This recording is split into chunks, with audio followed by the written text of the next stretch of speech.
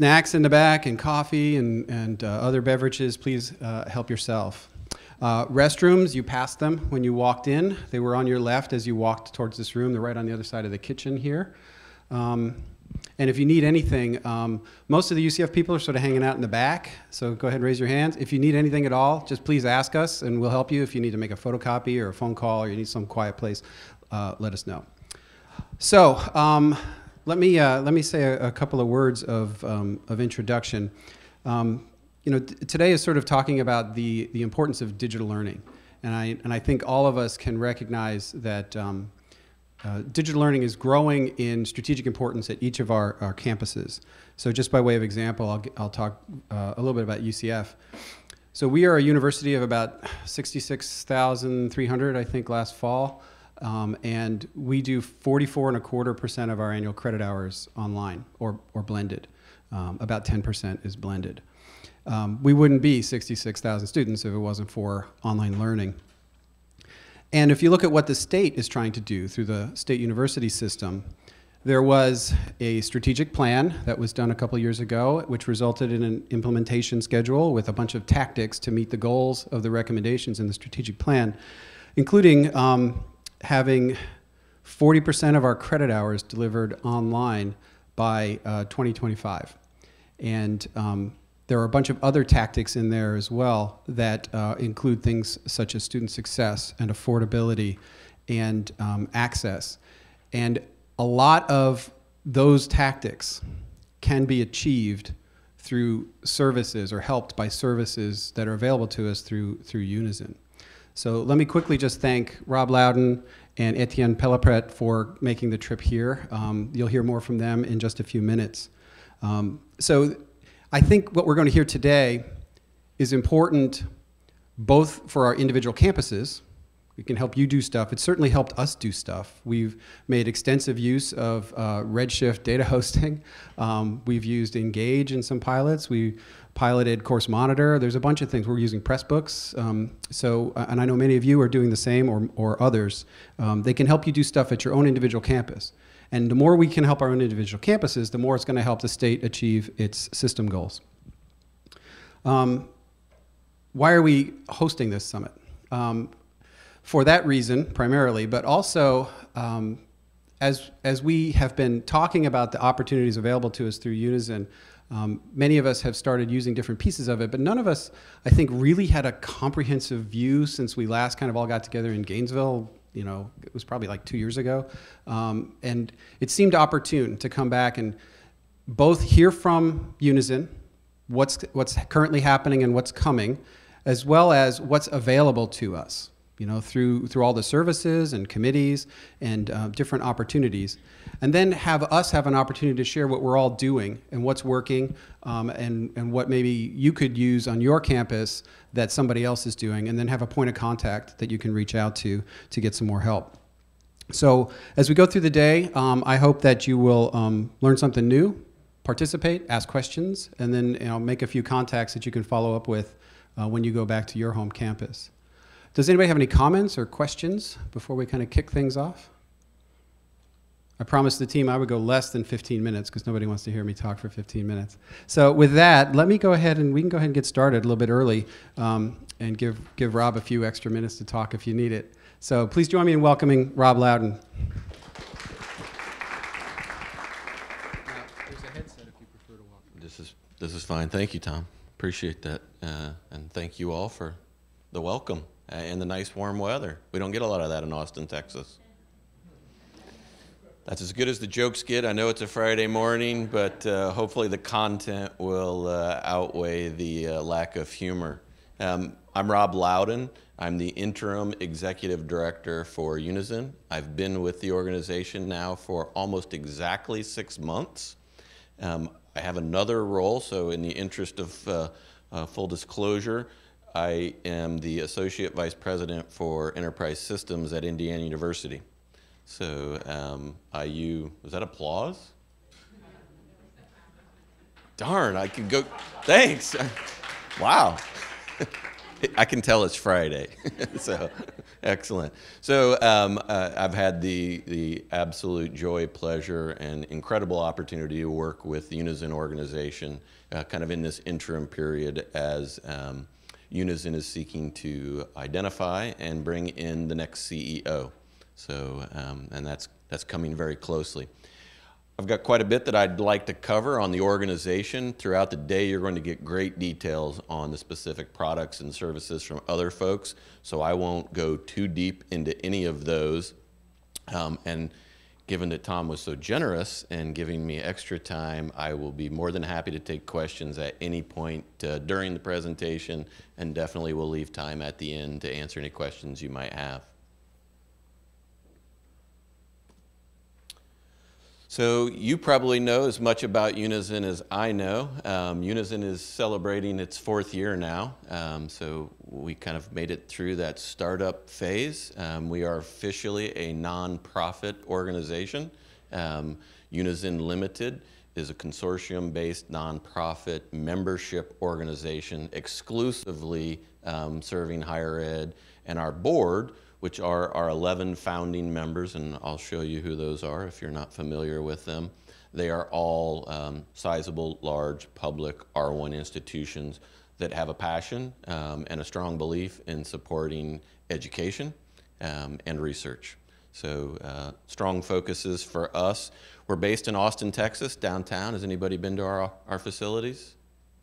Nobody. So everybody needs to come on down there. We'll have some barbecue. We'll hang out. We just moved recently. We're on 807 Brazos. So if you haven't been, it's the capital of the state. It's a beautiful town, and we are literally in the heart of it. If you've been to UT Austin, we're maybe a mile south of campus. So just an absolutely gorgeous location. We're very pleased and happy with where we are.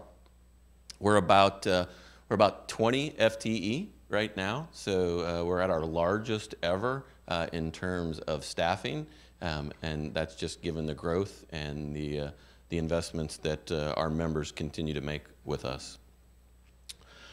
So a lot of words here, but I'll talk a lot on this slide without visuals. My apologies. But primarily what Unizin does, and so I know I get a lot of questions about what does Unizin do? What do we get for our membership? What is it about? And we really do contracts for, or develop, or integrate teaching and learning products of technology for our members' environments. So I'm going to unpack each of those a little bit. So we do contracts, we get contracts, we establish contracts. You probably are familiar with other organizations that have done something similar. Internet 2 might be one that you're familiar with, and the Net Plus services that they ran for a while. I want to leave you with some specifics about how ours is very different than what Internet 2 has historically done. So our focus is at teaching and learning. Internet 2 went for all sorts of technology solutions. So if there's a company and or a service that is of interest in the technology space, that's not enough for us at Unizin. It must have a direct correlation to teaching and learning. So we only partner with companies that have products that you all, your faculty, are utilizing in the classroom. So we don't partner with Workday for an HR solution. It'd be nice to get a discount on that, but that's just not our focus. So I would say that number one, that is an incredibly important distinguishing component. Now, when we do partner on these contracts, we absolutely expect to get the best pricing possible. And we do that through volume, which is no different than what Internet 2 does. We have approximately 750,000 collective iPads with our membership. So in my role at IU, I can tout 110,000 students across the 8 campuses in the state, and I can typically negotiate pretty good deals. But it's been really fun in the last 6 months negotiating with 750,000 iPads, and that catches attention. And it really is used, again, not so much to get the lower pricing. We expect that. That's just an absolute expectation. but really for the primary purpose that we are interested in partnering with these organizations, and that is around the data. And so you're going to hear a lot today around the data of teaching and learning. And so when we partner and we contract with these entities, we put specific wording into those contracts, and we agree on a philosophical approach of access to our data. And when I say our, it's our data. It's the data that you, your faculty, and your students are uniquely generating, and you should own in the execution of delivering your courses. So it is the clicks in the classroom response technology that you use. Clearly, it's the LMS data that you're generating, logins, logouts, forum postings, interactions, etc. It's all of that. So whether we're negotiating with publishers, which we have 16, and you're going to hear some details about that later today. When we negotiate with them, they also have technology that they are expanding into, as I'm sure many of you are aware of. But even in the publishing piece with our Engage platform, we have wording in those contracts that we have access to the data that's generated in the use of the products. So that's a huge part of what we negotiate in these deals. And it's a very new and foreign portion of the contract negotiation for these companies. So they're not accustomed to that being a request. We do that with open standards. So Unizin, as well as almost all of our members, are members of IMS, the open standards body. We use things like LTI and Caliper specifically, and again, you'll hear more details about the use of that technology this afternoon. But if you leave with nothing else today from my talk, know that we go after contracts where those partners agree in writing to those standards. The lowest price, it must be directly associated with teaching and learning, and they must provide us the data that is ours, that's generated through the use of their product. For those that have worked in the libraries in the past or publications, you know that it was our faculty that wrote many of those journal articles, those books, the periodicals, etc., and we now have the pleasure of buying back our own content from those providers. And so really this was core to the mission of Unizin when it was conceived of some 4+ years ago, was we did not want to lose access to this. Having the vision and the insight to see that this was going to be empowering for our faculty, for our researchers moving forward, it's an absolute critical component.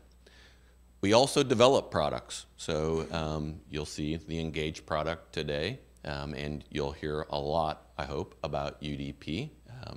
And those are all products and platforms that are specifically built for, exclusively owned by our organization. Then we integrate existing technologies. So Pressbooks is a great example of that as well. So for our members, we have a white glove hosted service for Pressbooks where we'll stand that up with a partner, and they will service that through clear SLAs around service and delivery. So those are really the variations of what we do. If you have interest in products, because I literally now get probably 2-3 inquiries a day, Unizin is becoming very well known in the teaching and learning space. And so companies are constantly reaching out to us wanting to be partners. So if you have products that you're using and you know that are pretty substantially used across our particular membership and ecosystem, we're absolutely interested in doing what we can there. But we want to do that very methodically and very intentionally. So we don't do exclusive contracts with any technology provider. So you'll never hear Unizin say, only use this classroom response technology because we have a partnership with them. We always focus on open standards. So for example, we have a contract in place with Top Hat, so you can get pricing negotiated across the membership for that suite of options that they offer. But if you're using any other classroom response technology, we want to integrate that through open standards as well, and Top Hat is aware of that in those relationships. So sometimes when we do these deals, there's announcements that go out, and we get our opportunity to tune the marketing materials, but they do like to throw those kind of words in there, and those are not in the contracts. So I wanted to make sure folks are very aware of that. So we do these things. Ideally, we do them at scale. One of them that we're working on right now that I don't know if anybody in this room has been directly contacted on is Turnitin. Anybody? Okay. So I hope we're doing a good job of communicating this. If we pull this one off by July 1, it will be my proudest moment in my 20-year career in higher education. So I'll digress for just a minute. So I'm going to borrow those extra minutes, Tom, just to tell this story. So, you know, I've been in the Big Ten for 20 years, and we have a group called the Big Ten Academic Association where we come together and we meet with our counterparts and we try to learn from the accomplishments as well as failures of our colleagues. And, you know, we've done some interesting things, and I'm proud to be a part of that group, but we've never had a situation where all of the Big Ten schools got behind one thing and pressed it forward. It's just incredibly complicated. We're a large group, and everybody's got different imperatives and timing and so forth. So Turnitin is something that 22 of the Unizin members currently have contract for. Already inked deals, right? So this is revenue booked. That's really hard to get a company to change something that they've already logged into their the debits and credits. So we approached them because so many of our constituents were using their products, and their interest was on the data piece. So they were very interested in partnering with us to ensure that we were getting access to those clicks and the responses from their products and so forth. But the pricing was not something that was discussed because, well, 22 of the members already had contracts, and most of those were multi-year contracts. And they varied in price on the low end from somewhere near $1 to the high end around $4.25. So that was a company picking us apart institution by institution and maximizing whatever deal they could get for the exact same product. Nobody had a different product. You were all getting this exact same product. Some of us just had the joy and luxury of paying a bit more than others. So what we have on the table right now, and this has taken 6 months. So this started in November when I started, and we are on the. How many people know Stacy Maroney? Okay, so tell Stacy that I said this. Stacy Maroney is the Associate Vice President for Teaching and Learning at Indiana University, and she always tells me, now, Rob, when we're on the 99-yard line, I'm like, yeah, Stacy, no such thing as the 99-yard line. We're on the 1-yard line. But she says it with such passion and enthusiasm that you just can't not be excited about it. So we're on the 99-yard line right now, and we've got them to agree to flat pricing across the board for all of us. They will recast our contracts, and I've shared publicly, well, directly with the members, the new contract that's being offered and the pricing. And they are going to credit all of the members that have already paid, some of whom have paid 3 years in advance already at a much higher price. One of the institutions, if we're successful in this, will actually get a check back and have 3 years already paid for the next 3 years for the product. So the only catch is all 22 have to make the commitment. So that is something that we're working on. I've never seen anything at that scale where we are that close to getting 22 major institutions across this country to agree to move forward with this solution and literally save almost 7 figures collectively. Never seen a company willing to do that either. So that is just an example of one that we have been working for a while. We can't tackle all of them. We can't go after every single one of them, so that's why, again, underscore that we need to be very specific and methodical about which companies we want to partner with and why, and what components of the data are very relevant to us. Where do we have good data? So all of our members are using Canvas, so we have very consistent experiences there, a consistent platform, technology and architecture.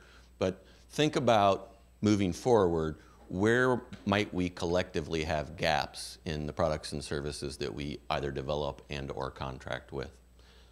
Sorry, that would be my longest slide. So our members, they value the ability to opt into the content ecosystem.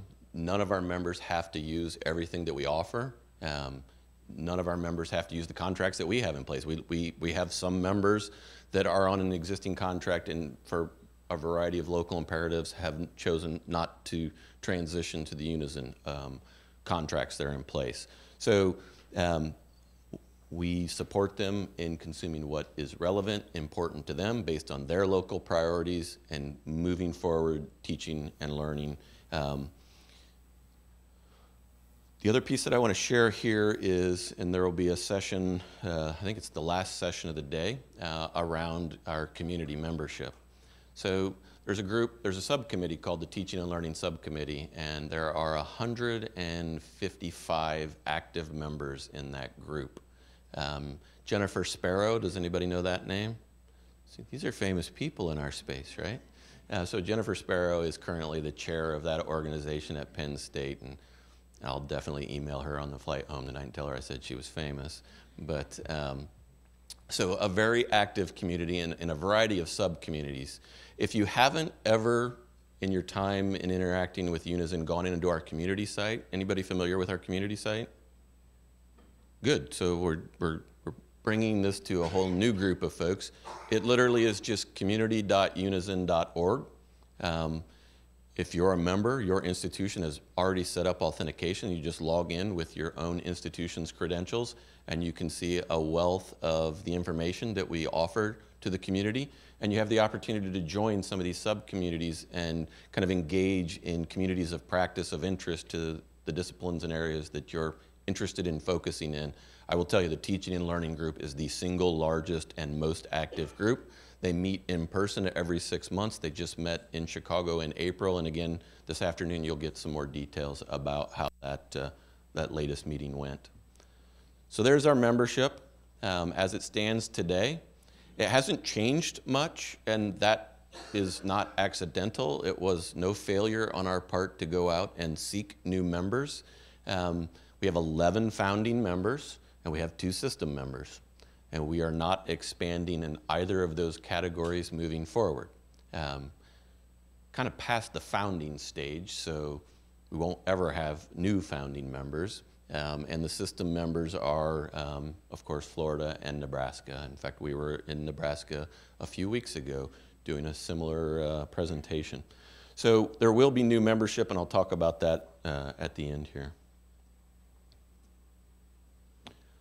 So I figured I'd start here because, well, I'm in the state of Florida, right? And so I was warned, inclusive access, Rob, that's not the way we do it in the state of Florida because of the legislation.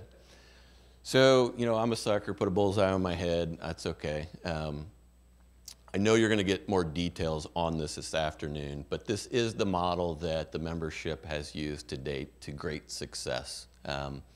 The board is a very active board in Unizin, 11 voting members. They came to me, I met them November-ish, and I asked them, what are the top 3 priorities of Unizin? If I'm going to assist, I need to know.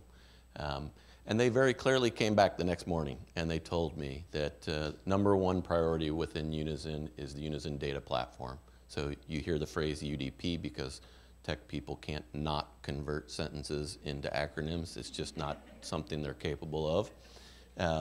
So UDP was absolutely #1. #2 is Engage.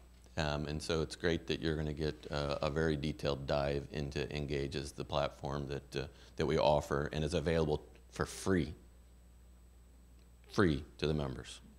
We actually have consumers of the product that aren't members, and what they pay is close enough to you might as well become a member to consume that product. So something to just be aware of.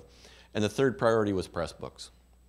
So lots of the things that we're doing, contracts, things like that, feed into those 3 areas. But those are and continue to be, in fact, the board met again in March and reiterated those are the top 3 priorities. And it's a very exciting time at Unizin because of how many years we've been working towards things like UDP. So I won't belabor the benefits of inclusive access, but for those that aren't familiar with the term, I'll give you my Reader's Digest version. I probably should update my metaphor there. Is Reader's Digest still a thing?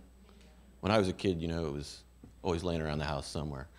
But anyway, the inclusive access model, and I'll speak to how it's used at IU, this allows our faculty members through academic freedom to choose any of the publishers that we have available to them. They can even create course packet material, so they can pick and choose and use the library or whatever other methods that you have at your institution to create that content, and any open content that's available. So if it's completely free online, that can also be used in the Engage platform. But when the class starts, the students at IU at least sign up for the class, and they are told from the beginning that as part of this course, there's a fee associated with the course, and it's the text, which means that every single student that chooses that course, has access to the course material before class begins. And it's not 3 versions old, because that one was for sale on eBay for 98% off. It's not, you know, the tore up one that I got a really good discount because it's missing chapter 4. You know, it is the full latest, greatest text. And the data suggests that having access to that early is an indication of having a better outcome in that course. So, you know, sharing your book with your buddy, hey, I need to read chapter 10 tonight before class tomorrow, and oh, I'm not around, and sorry, you know, all of those things go away. Every student has access to it. What they do also have the ability to do is opt out. So for whatever the reason is, and it doesn't matter what the reason is, they can opt out. So maybe it's, I like the smell of a freshly printed book, and I like to hold it, and I just feel more comfortable with that, and I'd really like to have that in this course. They can choose that. That is their choice. But all of our members typically take this approach, and so good luck with your state legislation. The way I read that, they look very similar to me. Opt in, opt out, it's so close. So I'm going to be very interested to hear what's presented today on that topic. So IU has been using this model and this approach for the last 7+ years. Hopefully you've seen an article or two about their success. Over $16 million when we compare it to the retail version of the text in all of the courses that we've used it in. We use a different metric at IU. We say about 8 million because we want to be super conservative and say 50% off of retail price, we still have saved you, the students, directly in the hands of the students without impacting the faculty whatsoever. Faculty still have 100% academic freedom, choose whatever you want, however you'd like to do it. But when you do choose these options, the savings land directly in the hands of the students. Pretty substantial for us. We're only at about 30 to 33% penetration at Indiana University for this particular approach. So the more we get, the more we are saving. And we're actually reaching a point where we look across the board with these all-inclusive pricing models. The publishers have an incredible incentive. It's very interesting in the last 6 months for me personally negotiating some of the publisher contracts where there's an entire section on what you can mark up and how much you can mark it up and the formulas for marking it up and the percentages for marking it up. And then I tell them, you can take out section G, those 6 pages, we don't mark it up at Unizin. So whatever price you give us, that's what our members are going to receive. And you can just see it's a deer in the headlights kind of moment, like, well, what do you mean? Well, our members are paying members and we don't need to extrapolate any more cost on each of these texts. We're trying to make this more affordable for them. And they love it because they feel like they get kind of beaten up because they sell it to a reseller who then marks it up based on these formulas and numbers. And you know that doesn't reflect what they sold it at, but yet they're the ones that, at least from their perspective, I don't give them too much pity, but from their perspective, they feel like they get a bad rap out of that. So again, I guess I'll just emphasize here that the contracts that we have negotiated with both give us access to the data, typically give us access to all of the products that they have. So the publishers are getting into the IT space, they're developing products, you know, rich media, content, and so forth, but also just the plain text as well. And we get we just get incredible deals on that. Hopefully you've seen some of the announcements that we've had recently. Pearson was one that took 2 years. I did get a pat on the shoulder for signing that one. I don't feel like I contributed to the first 1 year and 9 months, but definitely fought it through in the last 3 months, and that one went through as well. So without the ordering tool, which is also included and available to the membership, eText, especially in an all-inclusive model, can be very complicated. There's a lot of logistics associated with all of the costs going to the bursar billing those out, Unizin knowing which publishers your faculty members have chosen and consumed. So ordering tool is something that Unizin just developed and released, and it's based off of years of experience at Indiana University where it had to be automated for the volume that we're generating in purchases and so forth. So it's, again, something that's available to all of the members. When you are able and ready to head down this path, it's something that will make that adoption and really the administrative maintenance of the service much simpler. So Pressbooks, I think we're going to get some details on Pressbooks this afternoon as well. Pressbooks is a wonderful solution for all of our members, available, no fees associated with it, allows you to post up content of all sorts of variations. As I mentioned, we contract with Book Oven, which is the company that developed the commercial version of Pressbooks, and we offer a white glove service on that. So folks that are representing institutions that haven't yet stood up a Pressbooks instance, or if you have one that you've stood up your own open source version of it and you want to take advantage of a commercially supported instance of Pressbooks, that's something that you can also get through Unizin. So the Unizin data platform, again, I actually have more slides in here than I'll go over because you're going to get a whole hour on this from the absolute expert. Etienne is the one. He knows everything about it and will be incredible in sharing the information here. Did anybody attend the Teaching and Learning meeting in April? You might want to take a break at that point. But there's a lot that's happened since then as well. So Etienne will go through Unizin Data Platform. The Unizin Data Platform really is, when you distill down to its core essence, the foundation of why Unizin came to be. So without the ecosystem of the data from all the different teaching and learning tools, I mean, those are absolute must-haves, but it's ultimately the place that brings all of that together, and I won't steal any of the thunder that Etienne will bring to the room.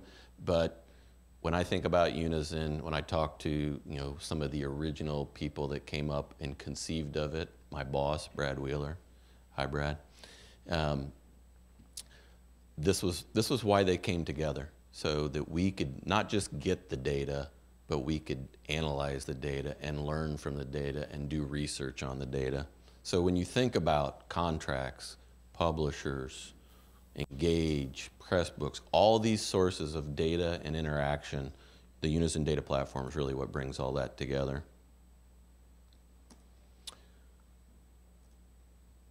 So we integrate all of these capabilities across all of the services that we have. So from content to learning experience to analytics. So I'll unpack each of these just briefly. So in our content services, you can see we have discovery, we have import, we have reuse through things like our open electronic resources, institutional repositories, services and things that you might have locally that have nothing to do with the membership at Unizin could fall into this particular category. Clearly, we've got the commercial components, the contracts, the pricings, the terms, the access, and then the faculty authored with things like Pressbooks, the authoring tools, workflows, the repositories, and distribution of those. And you combine that with the learning experience. So you've got all these sources of content coming in. Some of them are yours locally, Some of them might be a system-wide offering that you uniquely have access to as members of that system. Some of them will be Unizin specific. All of those come together.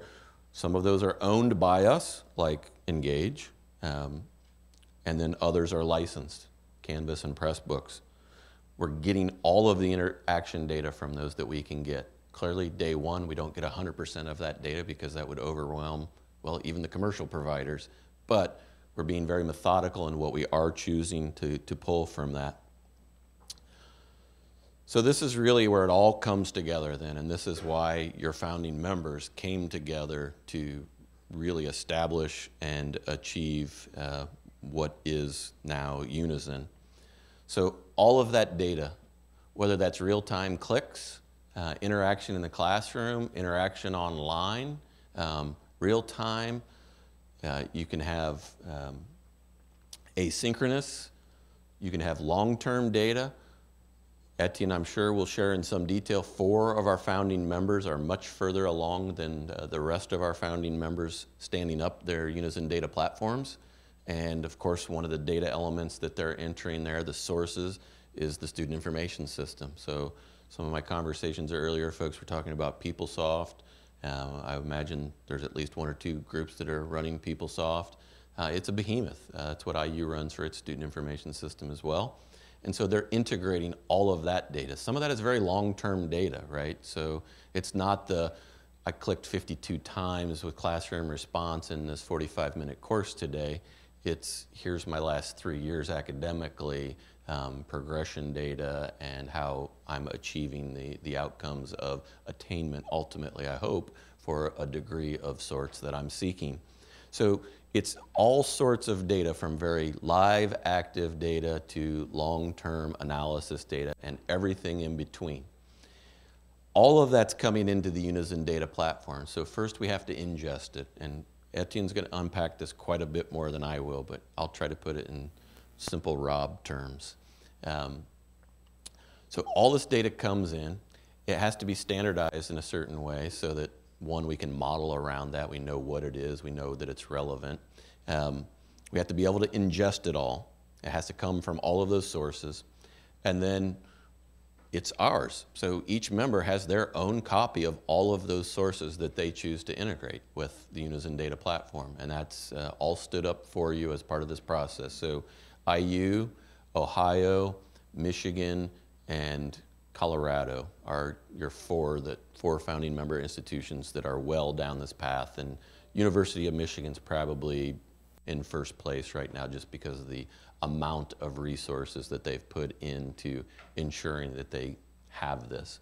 So the first thing that they'll get is an instance of all of their teaching and learning data, and even the data sources around it, like the student information system data, which maybe is a stretch of teaching and learning, but it's a component that's required for us to identify, for you to identify in your analysis, is this what class level is this? What course level is this?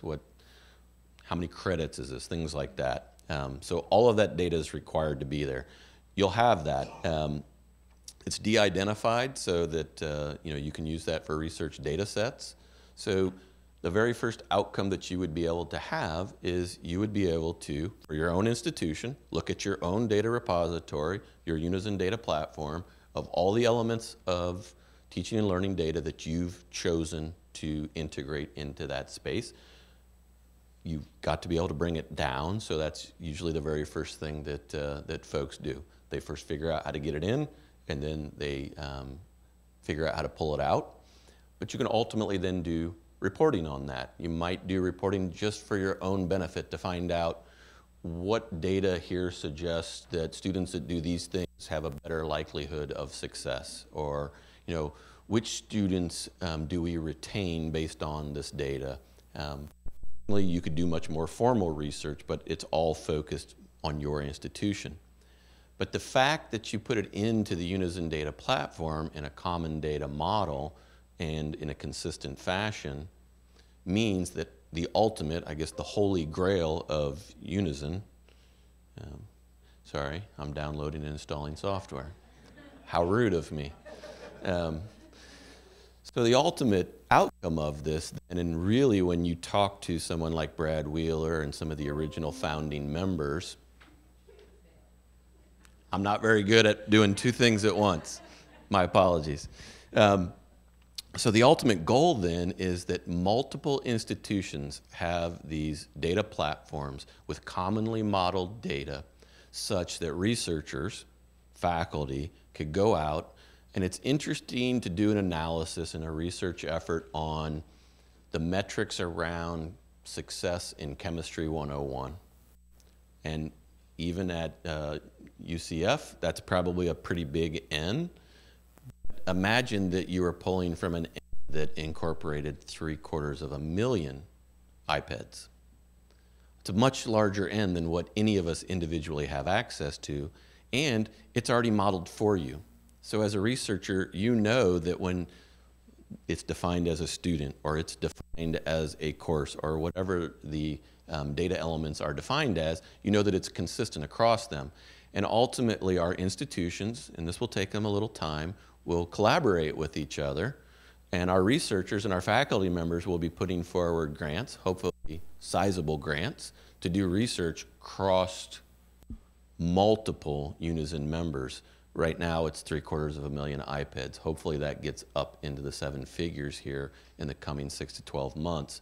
And as more and more people come into the Unizin data platform, it will just continue to be available to them.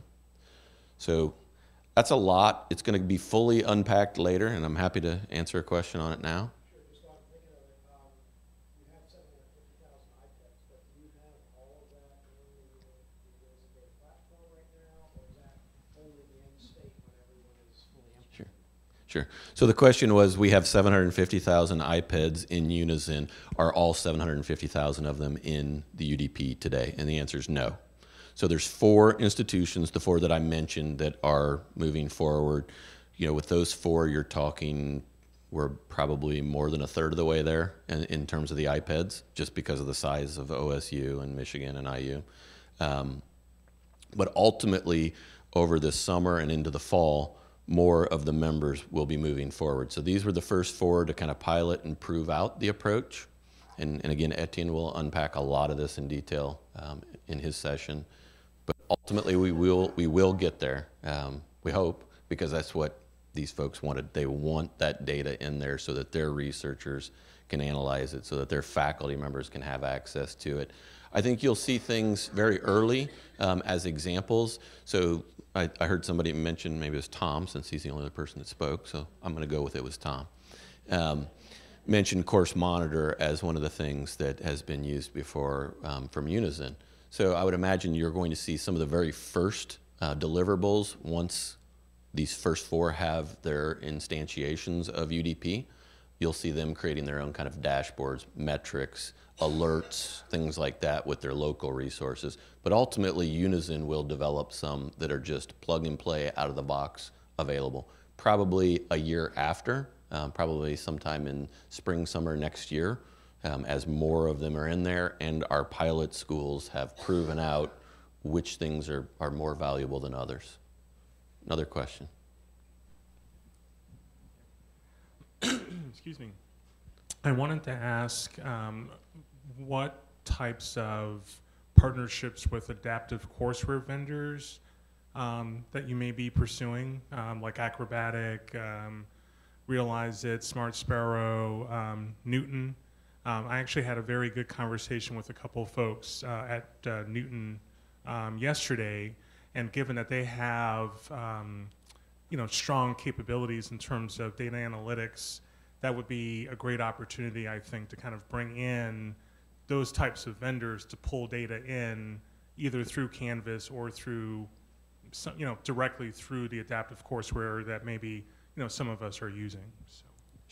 Sure. So one that we have in that space, and it's just one partner that we have. Like I said, we don't exclusively partner with any corporate entity. We are Switzerland, I like to say. We try to get along with everybody. We have a partnership with Barnes & Noble Education and a product called Loud Cloud, and that's exactly the kind of data that, and experience and knowledge that they're bringing to the partnership. So about, let's see, it's almost a year ago, May 17th is when that partnership was officially established. And so we're still pretty early in where we're working with them. There's 4 institutions. University of Florida is actually one of them. So if Elias was here, he could share with you some of the work that they've done at their campus. But that's the partner we have today. If there's others that make sense for us moving forward, we'll absolutely entertain those. But we do have that established, and 4 of the members right now are using it. So it's University of Florida, IU, Colorado, and Oregon. All right, so they'll be the ones that will kind of get the first out the door examples, and hopefully we'll grow from that. And the same gentleman has another question. Sorry, sorry, Kelvin. I've got the mic. I'll send it back over. Okay. But it is actually a follow-up to that Sure. question, and maybe this is more for Etienne. But could that problem potentially be solved by IMS standards? Like, is the UDP going to be caliperized, kind of for lack of a better word? I know that Engage is not IMS certified. It would be nice if it were for LTI Advantage. Kind of more attention maybe to some of those IMS standards might allow the kind of integration for like adaptive platforms or whatever. Sure. So everything that we're doing, we're trying to leverage the caliper standards. We're active IMS members. In fact, when is it? 2 weeks from now, we'll be in Maryland for the IMS event. We actually have a subcommittee of our members that are the representatives from all of the member schools that are in IMS. And so one of the things that we're trying to do through that community of practice is ensure that these kind of topics get rise to the top. Because again, our collective voice of 26 institutions that are IMS members versus Unizin pressing IMS individually. Rob Abel's a good guy, but won't just listen to us, but when we have that amplified voice, I think we do better there. So it's absolutely a part of our approach. You might have seen recently that Instructure announced that they were certified with Caliper. When we meet with new partner opportunities, we talk about, again, we absolutely just expect the lowest price, so that usually isn't a long conversation. But then we talk about if you haven't heard of IMS, that's probably a place to begin, and then we probably won't be signing anything until you demonstrate that you're certified with Caliper. Caliper is only in the 1.1 version today, so it's not a monumental task and/or investment for them to do. And at 1.1, for those that are familiar with LTI, I actually started my career in higher ed in teaching and learning side of the house and worked on things like Sakai and other products. That started out as a very immature standard as well, and it has evolved to where it is today, and some might even say it still has room to grow, but those are the kind of things that we're absolutely supportive of and pressing on and trying to ensure that they continue to mature and are leveraged so that the next round is easier and easier. Did you get the mic back? So I'm from the University of West Florida, but before that, I worked at Tarrant County College for what is currently like an online campus, and during that time and even before, I always had questions about Unizin's membership model, and so because I am more recently coming from the community college space, I just wanted to ask you, do you see a future where Unizin also pulls in certain community college members? Maybe given the price point to be a member of Unizin now, maybe that's unfortunately cost prohibitive for certain community colleges, with the exception of large community college systems, especially in Texas, right, where even at Tarrant, we had over 50,000 students, and in some ways we were kind of middle of the road in terms of size, because there's Lone Star, there's Houston, there's Alamo, and these are systems that actually have, some of those systems are actually larger than UCF, so I guess I'm just trying to think through, you know, what is the end game for your membership, and could there be a way to diversify your portfolio to include community colleges? Because I think that would be a great service to them as well, even though they're not R1 schools. They, in terms of the heavy lifting, in terms of collecting data, many of them just lack that capacity, and I'm sure many of them, I can't speak for all of them, but I'm sure many of them would love an opportunity to collaborate, you know, in the ways that you're describing. Absolutely, and thank you for bringing that up. It's a great segue into my last slide here on membership. So as I shared, we have 11 founding members, and it was very intentional that in its founding years that Unizin didn't expand membership. The system memberships was really the first kind of toe in the pool, testing how does expansion work and what does that do in terms of our collective ability to support that many more members with kind of these focused priorities. So it's a balance. New membership sounds like it's a great thing and that it would be, you know, gosh, why wouldn't you guys want everybody to be a member? We're an organization of 20, and to bring on one new member takes me probably a month talking with lawyers, and I love lawyers. So anybody that is, you know, with a lawyer or, you know, they're wonderful people, but it's a lot of work, you know, lots of back and forth. So Unizin has a membership agreement document, they have a master service agreement document, they have addendums, and then they have a data sharing agreement.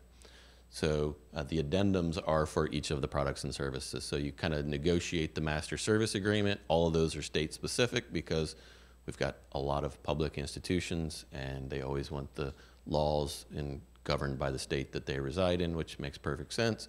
So there's just a lot of custom documentation that has to be created, and it literally takes months. So there's overhead just in that portion of it. And then philosophically, they have to want the things that Unizin wants. So if UDP isn't of interest to you, saving a little bit on this contract or that contract might be nice, and that might be a big win for you locally, but you know, it's not the end-all be-all for most of the groups. So where we do help is, you know, that small community college couldn't negotiate an instructure contract at the magnitude we could. So there is that, and there's strong awareness, I will say, at the board level of helping those institutions as well. So we will be doing new membership. We've got 3 years plus, you know, we're into our 4th year, so we've got 3+ years of analyzing, is this a sustainable model and does this model grow? And the other thing that is incredibly important, and I'm learning even more about daily, is we can't ever jeopardize losing the nonprofit status.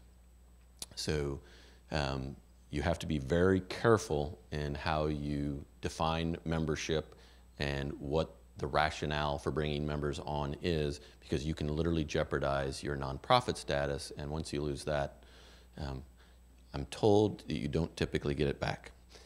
So a lot of lawyers, nonprofit lawyers, have to analyze the bylaws and the proposed new membership. So all that said, that has been going on, and we will be offering out new membership. The new membership model is based off of iPads. So it is a multi-year membership, no different than what the founding members paid. The founding members paid quite a bit, just so you're aware. And they did that to get the organization stood up and to push on the things that they had most interest in. And the very first thing they all agreed on was they all were going to use Canvas. So that was a requirement of founding members. They paid far more than other membership options that we have, and that was to build up the organization and then begin developing the products and the services that you're hearing us talk about and will hear us talk more about today. So, and they're, you know, if you look at that list, they're really big public R1s, right? So their iPads numbers, they're a good metric to compare to, but there's lots of institutions. So, you know, just up the road, as I mentioned, there's this notable little school, UT Austin, and they have interest. And then south of our office is another notable institution, St. Edward's, and they have interest. two very different iPads numbers. Both have very different reasons why it's advantageous for them to be members. And so we have finally cast a model on iPads that will allow both of them to equally engage in membership equitably.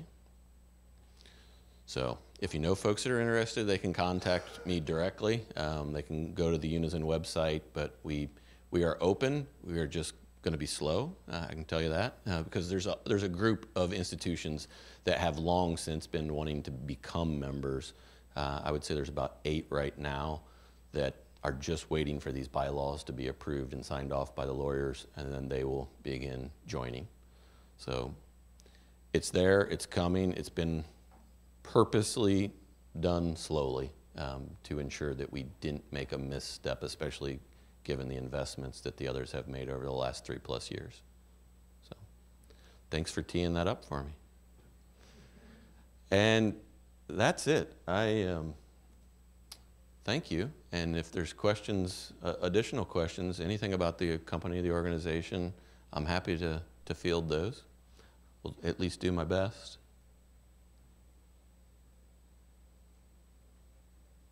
Tom gets all of his extra time back then. Well, thank you. And thank you for taking time today to learn more about Unizin and the products and services we have. I really appreciate that. Hopefully you take a lot away from it today. Thanks.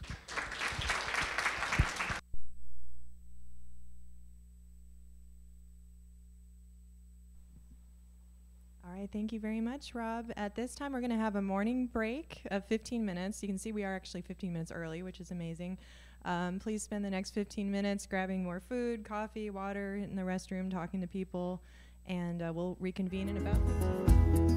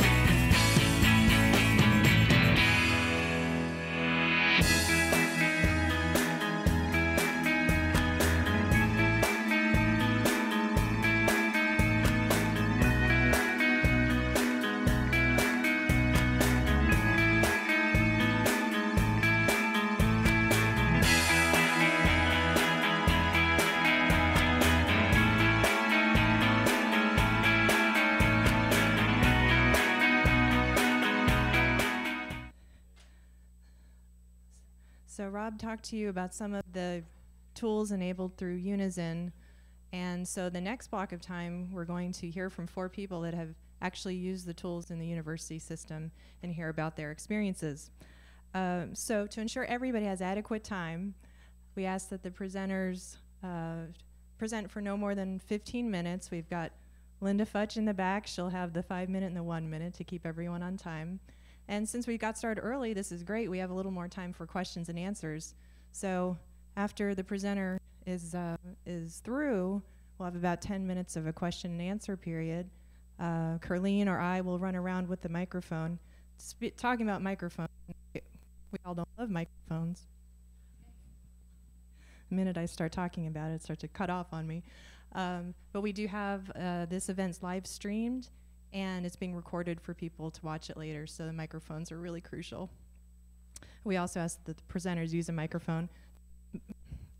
John is modeling what we call the Britney Spears microphone, so thank you for that.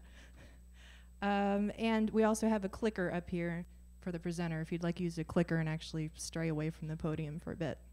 So our first presenter is John Rabel from UCF. He's going to talk to you about Engage. John and I have worked closely together in issues of textbook affordability for 3 years. I think you're probably all aware of the FLVC survey that talks about textbook affordability of students.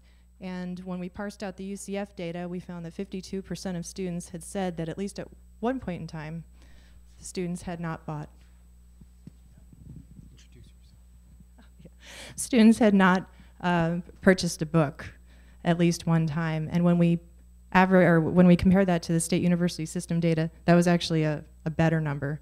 So this is something that we think is very important, and Engage might be a tool that can really help with that. So John Rabel is going to talk to you about that.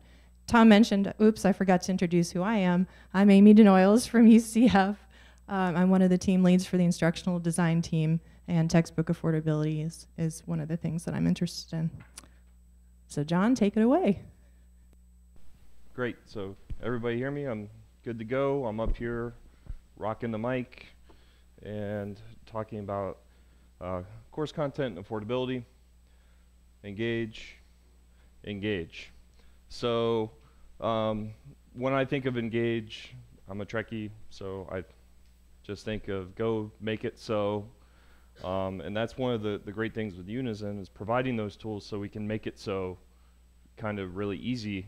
And then I'll talk about, it's been brought up by Rob earlier this morning about our state challenges and kind of working with Engage. So brief agenda, what is it?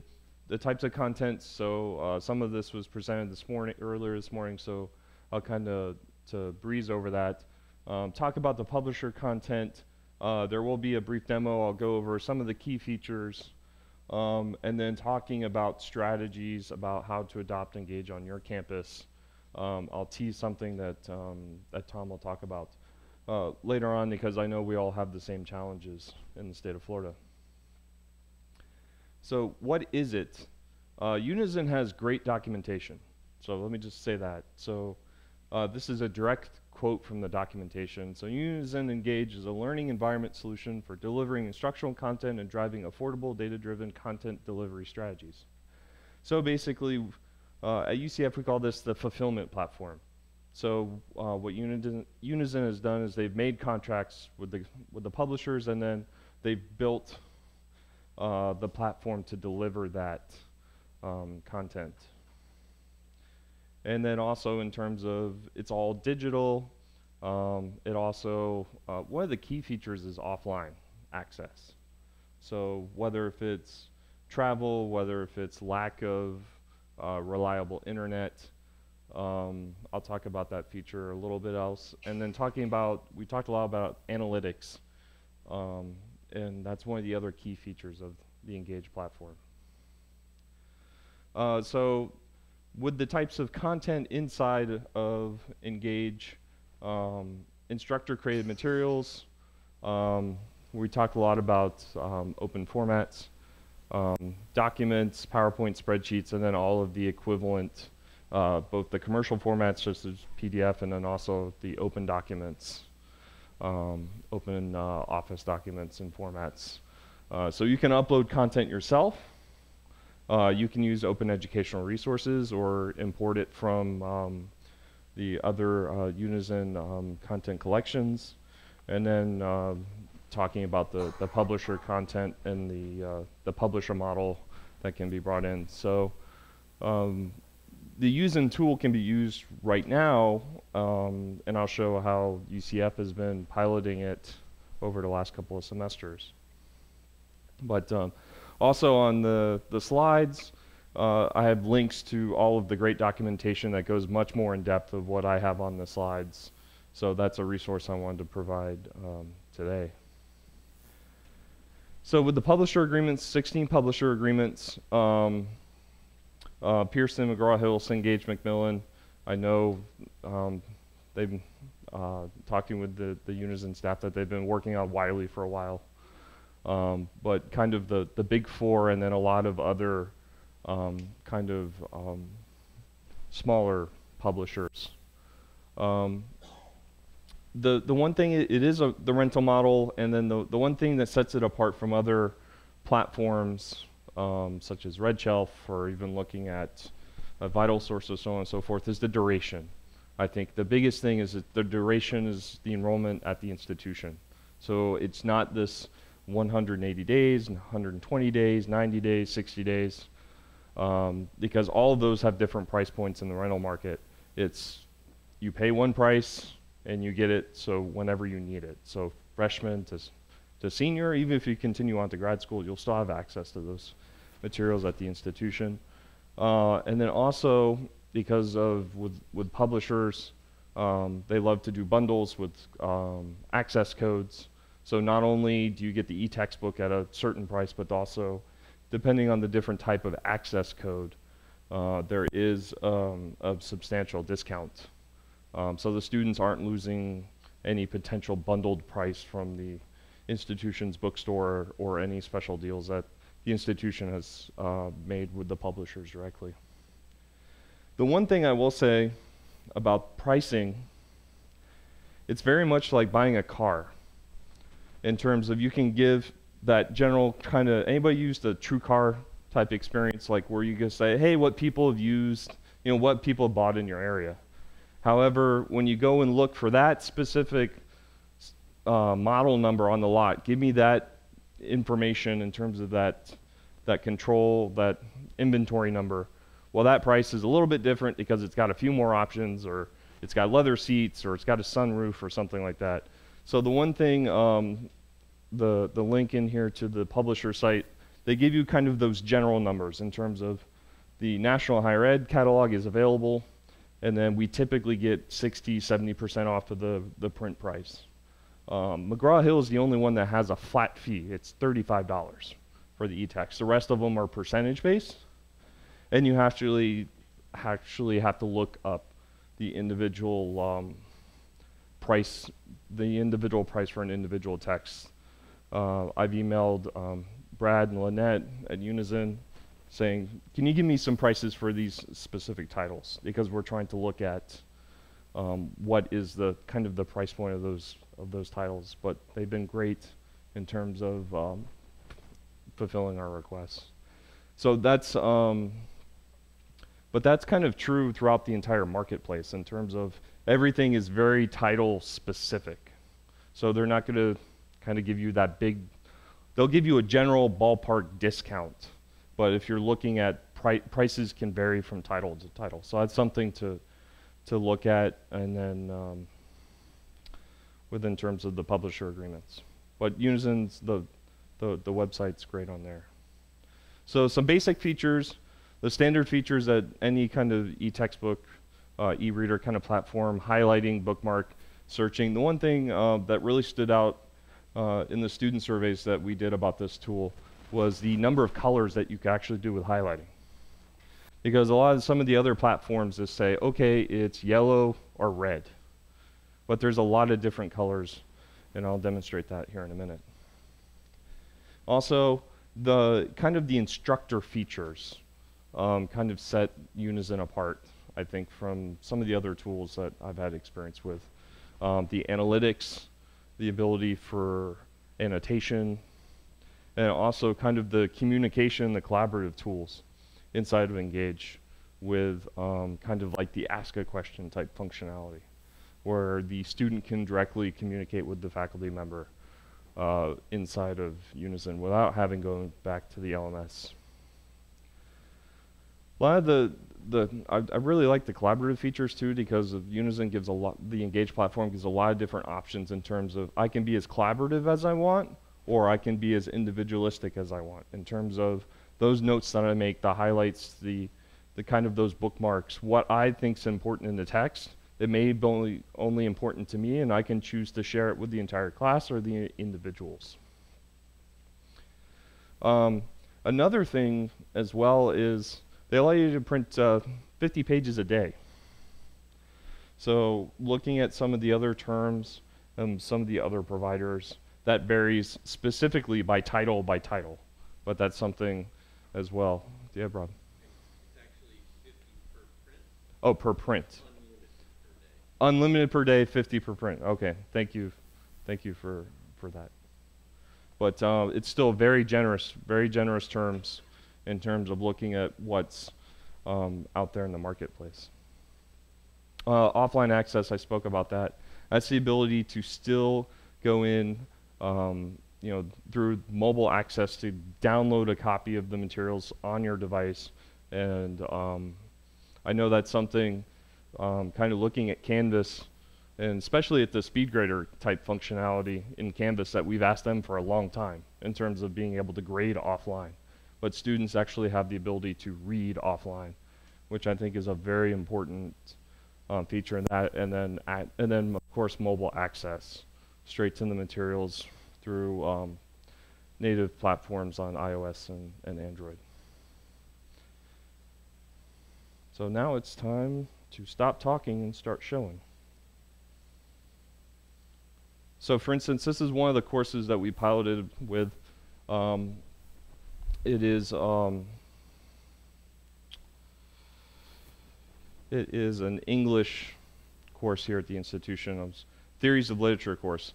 So this faculty member has basically is using open educational resources, because, for instance, for us to use it, and I'll talk about adopting Engage on our campus. Basically, bookstore takes a percentage, but 30% of zero is still zero. So, for instance, we're using open educational resources. This is a public domain document that's in Engage. Engage is accessed through the course menu in the individual course. You launch it, and it takes you straight into the specific term. Now, if there are multiple courses here, there would be multiple courses that shown up, but we're only looking at one individual course. So for instance, this is a PDF document. So this is the first page, search functionality, bookmarking functionality, kind of that zoom, the option for the students to display instructor notes if they were provided, so they can toggle that off. That's something that the faculty member can recommend. Just say, read through the material without my notes, and then go back through, toggle it on, okay, go back and check for understanding. Sharing as well, printing, and then kind of viewing all of the notes. So I'm going to go in and just highlight some of the text. And then this is kind of the note-taking feature, enter text. And the one really good thing is you can tag it. So this is chapter 1, this is module 1, this is going through and reviewing for the midterm, so I can go back and search all my tags. Okay, this is the content for the midterm, this is the content for the final, this is how I can specifically interact with specific pieces of the content, and also what I can share, and then you can also post it as a question back down to the faculty member. Kind of looking at that table of contents, chapter 1. So this is all text, there's no images, lots of text reading, easy to print, some great functionality from the. I'm just going to show you one thing from the student or from the faculty member perspective. Down here, they have the analytics button. We talked about that. I'm going to show my analytics here. So in terms, this'll show, you see little blue dots that shows what pages I've interacted with. And then when I did it, so on June 22nd, I interacted with page 1, 3, and 39. So that kind of gives you, okay, number one question, are the students reading? Or at least interacting with the content? So that gives us some baseline data, and then you can easily export it out into Excel and download and keep it. So my time is kind of running out. Is there any questions while I'm still in the Engage platform before I make some final points? Yes. Either one of you. Oh, the mic's coming. There it is. Okay. How does this work with your bookstore? And does it bypass the bookstore? Do you have to have special agreements? So, for instance, in this particular course, the faculty member reports to the bookstore that no text is required, because the content is this is free content this is public domain content, so the bookstore doesn't need to be involved in this particular course. And then I'll talk. If it was a traditional publisher material, they would still report it, as this is at our institution. Our bookstore is the official holder of the book list, so they're the ones that contractually obligated to collect all the titles, for instance. And then with the bookstore, what we would do if we implemented it would bypass the bookstore, because if the students opted into the Engage platform, then the Unizin model is to bill the university directly. There's no pop-up to insert a credit card number or so on and so forth. And then the institution is responsible to receive the funds from the students, like charging student accounts and working with the financial aid to kind of balance that out. So it's called the bursar model. Is that how you do it at UCF?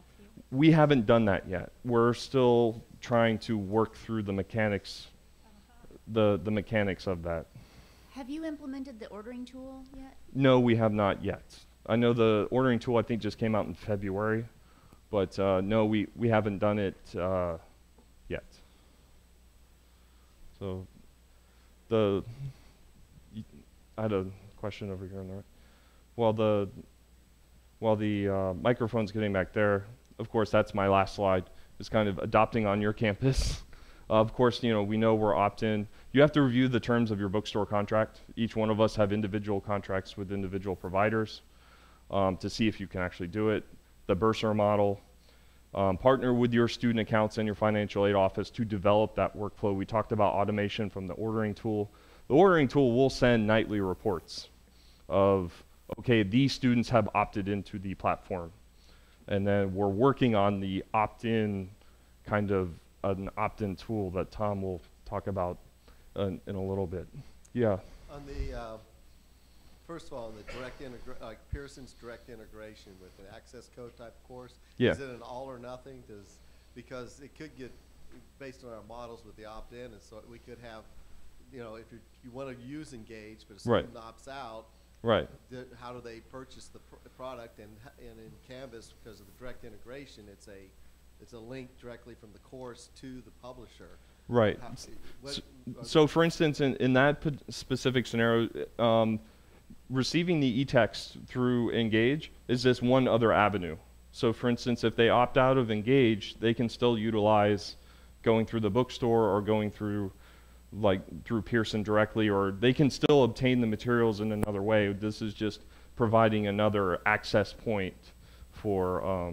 So they'd have two options. They'd have inclusive access with the bookstore and inclusive access with Engage. Correct. That's at least my interpretation.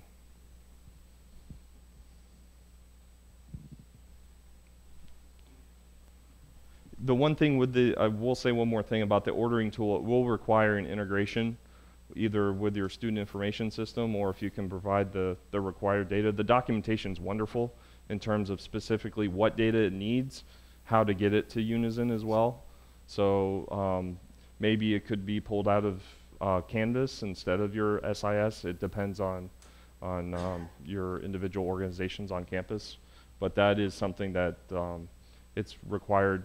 I think our bookstores already have that type of information as well, so it's just that same information that you're giving to the bookstore, the ordering tool through Unizin requires that as well. So Yes. if excuse me, so if you use Engage, students basically have the option to opt in, and then by opting in, they get day one access to the content directly through Canvas. Correct. But that doesn't necessarily preclude them from going outside of Canvas to Correct. get it directly from the publisher. Correct. So for instance, if in one course they wanted to use the Engage platform, do that. In the other course, they wanted a print copy of the textbook, for instance, then they can go and do that. It's not like the IU model of charging a course fee and 100% kind of this is your textbook unless you opt out. It's the reversal. So Yes. how many courses in your pilot? One. Oh, just one. It's this one. We're mainly just did it for the functionality of the platform, and we're working on the business processes in terms of looking at the publisher content, but this is a course that we wanted to get familiar with the platform and get student feedback on the platform, and that's why we used open educational resources, because it didn't interfere with our bookstore contract at the time. So I think I'm over time. Thank you very much. Thank you very much, John. I wanted to make one other point about Engage. When Dennis had mentioned, well, what about if not everyone's using it? Are they going to miss out on those instructor notes? If an instructor leaves a lot of notes, there's an ability to export. The instructor can export those notes and put them up in, say, Canvas, so people that aren't using or don't opt in for some reason, they still have access to that. So that's very important. All right, I see Jennifer Smith is handing out some interesting information here. Jennifer, do you need? We can do that for you. And so Jennifer Smith from University of Florida is going to talk to us about another product, a reading platform called Pressbooks.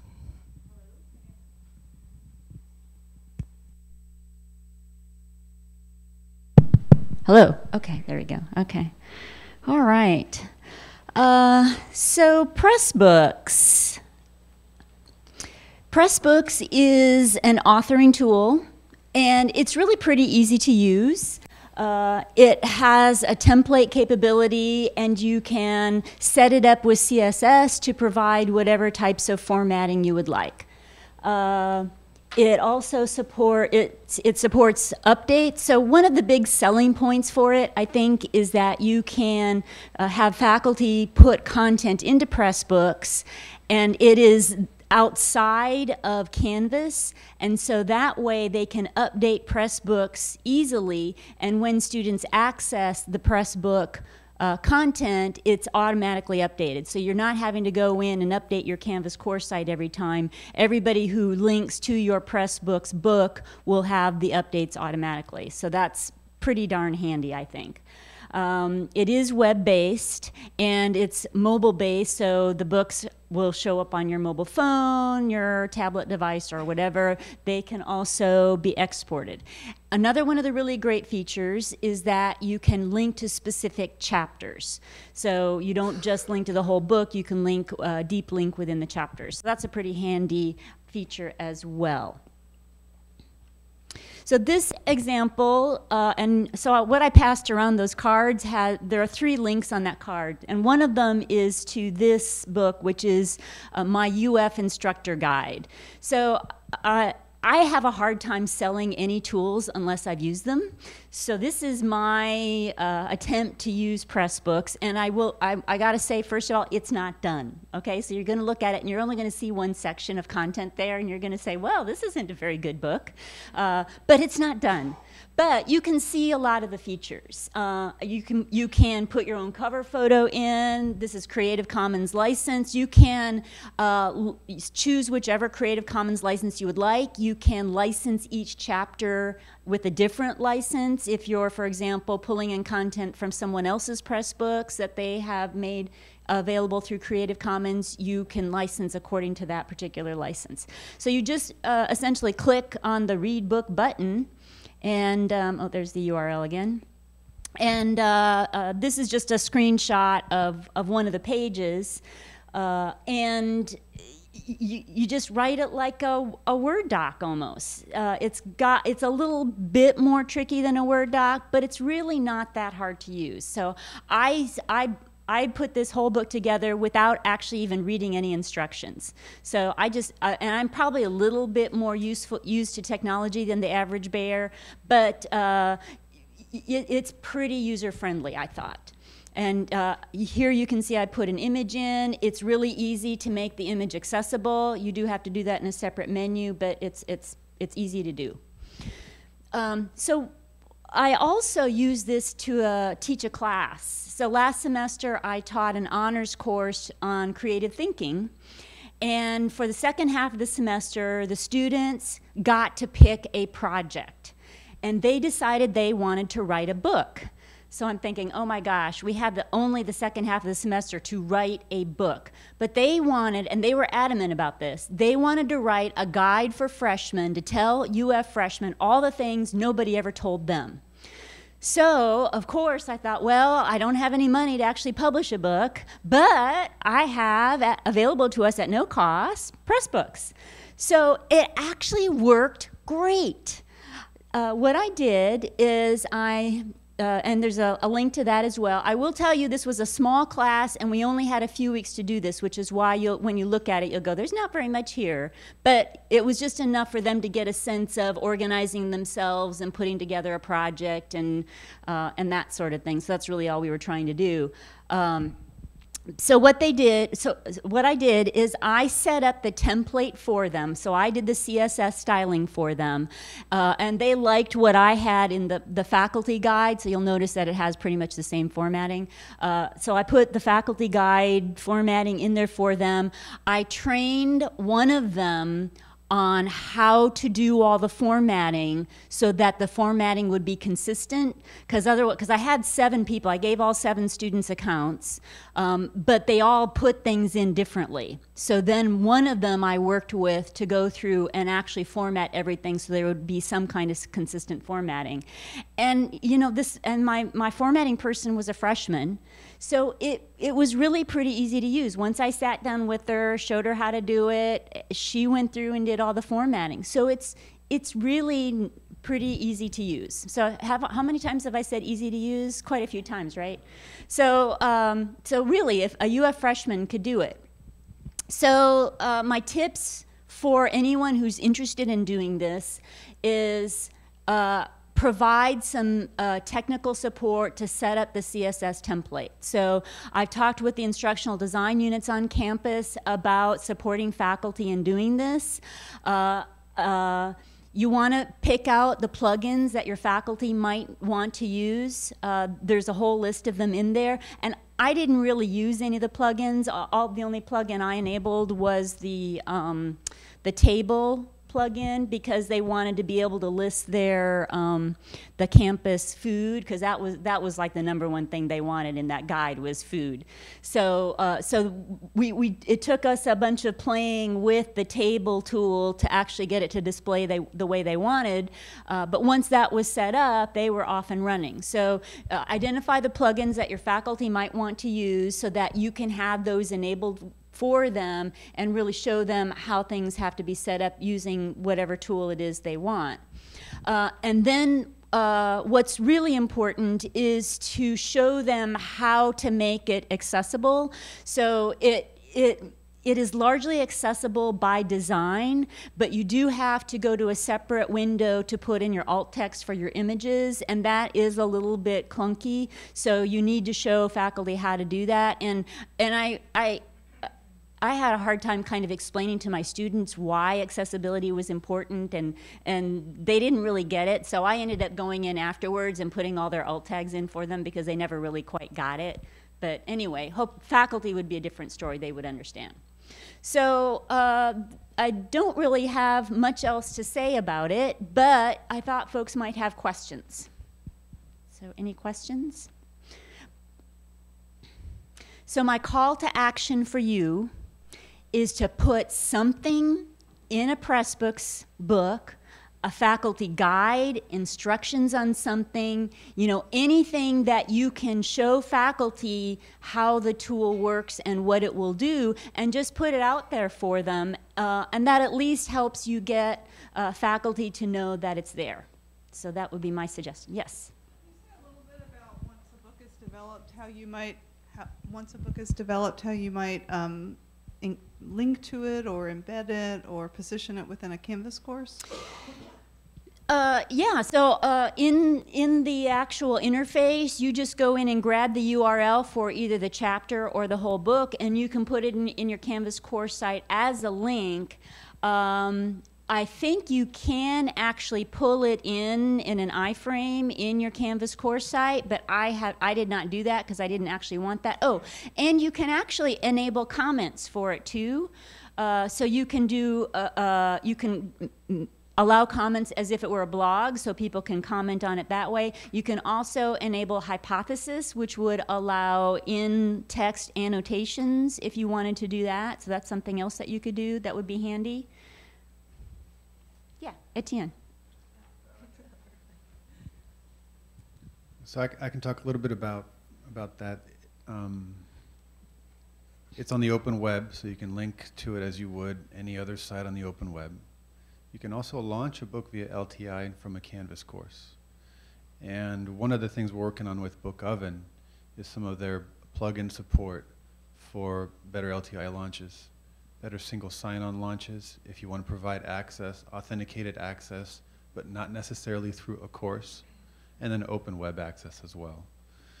Generally speaking, the interest in Pressbooks in higher ed is as a authoring and publishing platform for open educational resources. That is primarily how the growth of the use of Pressbooks in higher ed has been catapulted.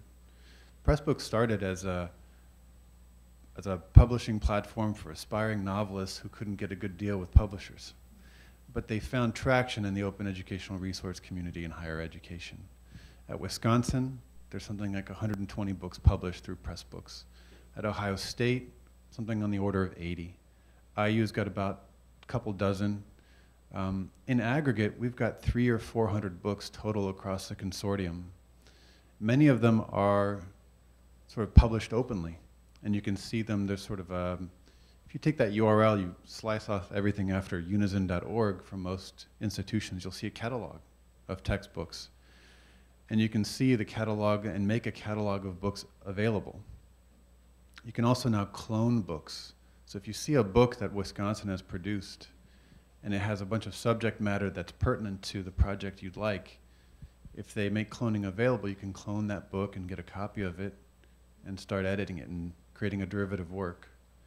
So from Unizin's point of view, the partnership with Book Oven provides kind of not just commercial hosting for Pressbooks, but a set of services and development around Pressbooks is important to us because enabling institutions to have some strategic options for the production and sharing and collaboration on low cost or affordable materials is really important to us in digital teaching and learning. So that's why we've entered into these kind of strategic agreements with Book Oven, which is the company that makes and develops Pressbooks.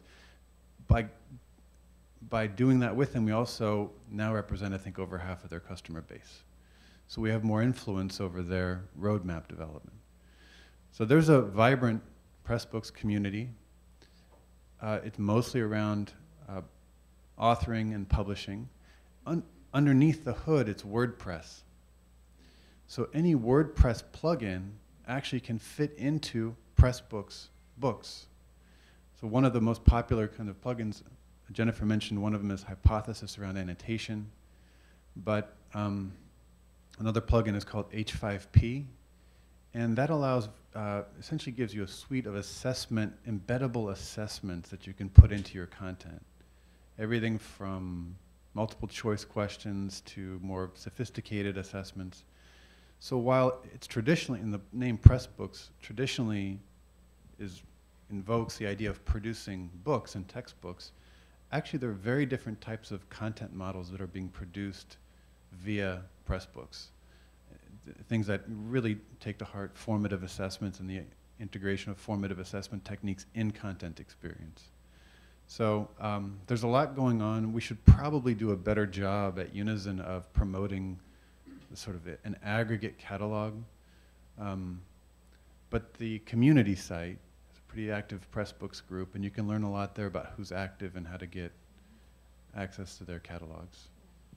Yeah, we have periodic meetings, the Pressbooks Unizin community, so that's something that you can certainly get involved with if that's something that's of interest to you. Just one last comment. When you set up your Pressbooks book, you can decide how people can download your book or how it can be exported. There are multiple formats, and you get to pick. So if you have a faculty member that, for whatever reason, doesn't want to share their content, you can put those settings in. So that's completely adaptable. So if you have any other questions, feel free to ask me later, and I'll turn it over to Jim. Thank you. And hopefully, I'm going to be on the same topic, so hopefully I can give more information and fill in some gaps if there are any, and you can ask me questions as well. Is it too loud? It sounds really loud to me, but okay. All right.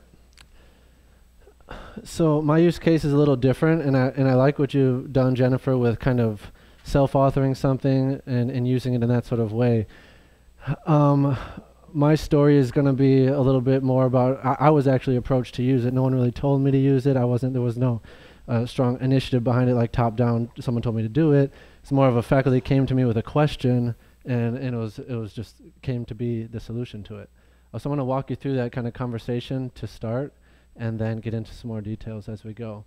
So the request was he just wanted his students to have first day access to the text.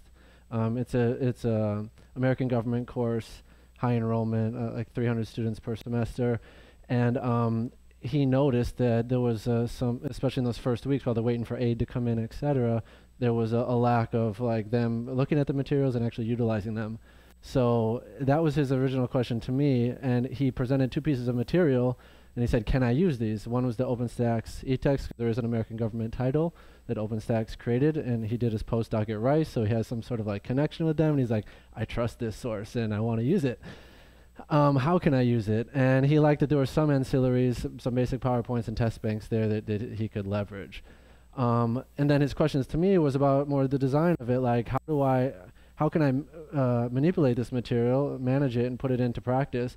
And then how is the student experience going to be? Are they going to have to like launch out to a new window to look at it? Are they going to be able to have an inline experience, et cetera? So we talked about some of those. And if you've worked with an OpenStax book before, or have any faculty members or colleagues who do, in the OpenStax legacy sort of interface, you can do some editing, chopping up of the book and organizing. But when I saw that, and John is no longer here, but he showed me that, I said, well, I'm not sure if I want to go through that. And so I looked around and just came upon Pressbooks. So before I get there, though, I wanted to take a look at his course. So we put him through the quality review process, and we looked at kind of like what does it need to kind of like, how can we use this use this title here and adapt the course around it so it's all kind of seamless and in one nice clean package. So we went through a redesign on the Canvas side, which is the LMS we use, so that it would accommodate this new text, and then we went through a redesign with the ancillaries, so they weren't just kind of these static sort of PowerPoints or static multiple choice questions. And and Etienne mentioned H5P. If you're not familiar with it, it's just a tool.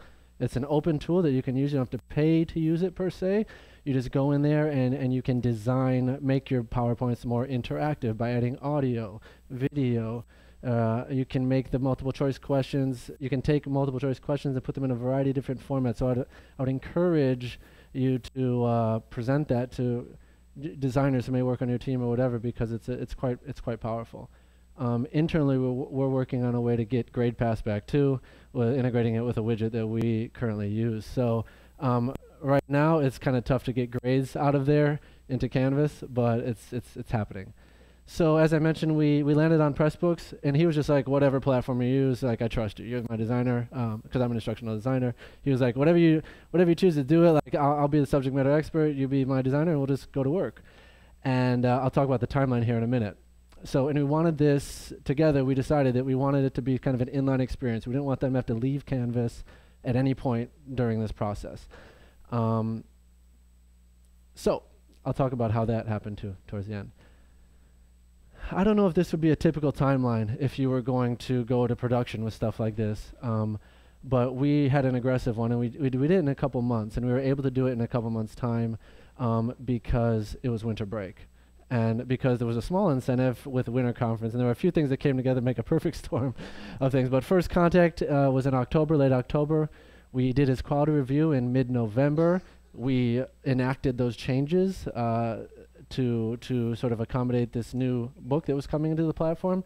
We made an ingestion, and thankfully, BC Campus developed a plugin that would ingest OpenStax titles into Pressbooks.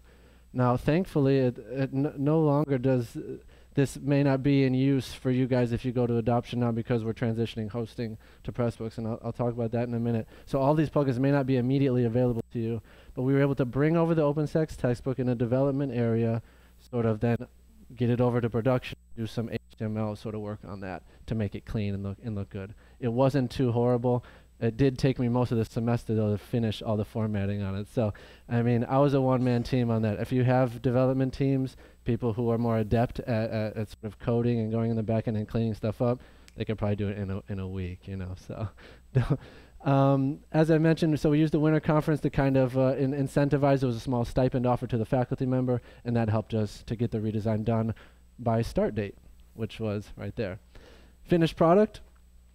In our instance, kind of looks like this. We just took the cover from the OpenStax book, popped the intro in there, and I didn't provide a nice link or a paper with a link on it, but this is a publicly accessible book, so catch me at the break or something. I give you the URL. Anyone can enter it. You can look at it. And you can see we've built in some formative interactivity with H5P, with some questions and stuff, and you can ask me any questions about that as we go. The integration in Canvas kind of took on this format. So the book is living there on the web, right, in some publicly available space. And so as we redesigned his Canvas page, and we basically just operated from a page for each sort of module that he was working in.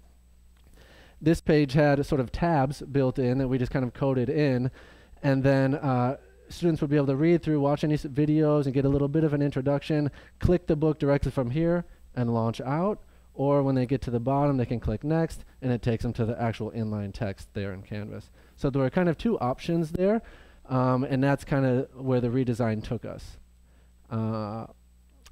If they click the link, they would be launched in the full platform in a separate tab, right? So this is the full textbook, which is a page from the book, and they click previous or next to go through chapter 10, which in this case they were required to read the whole thing, okay?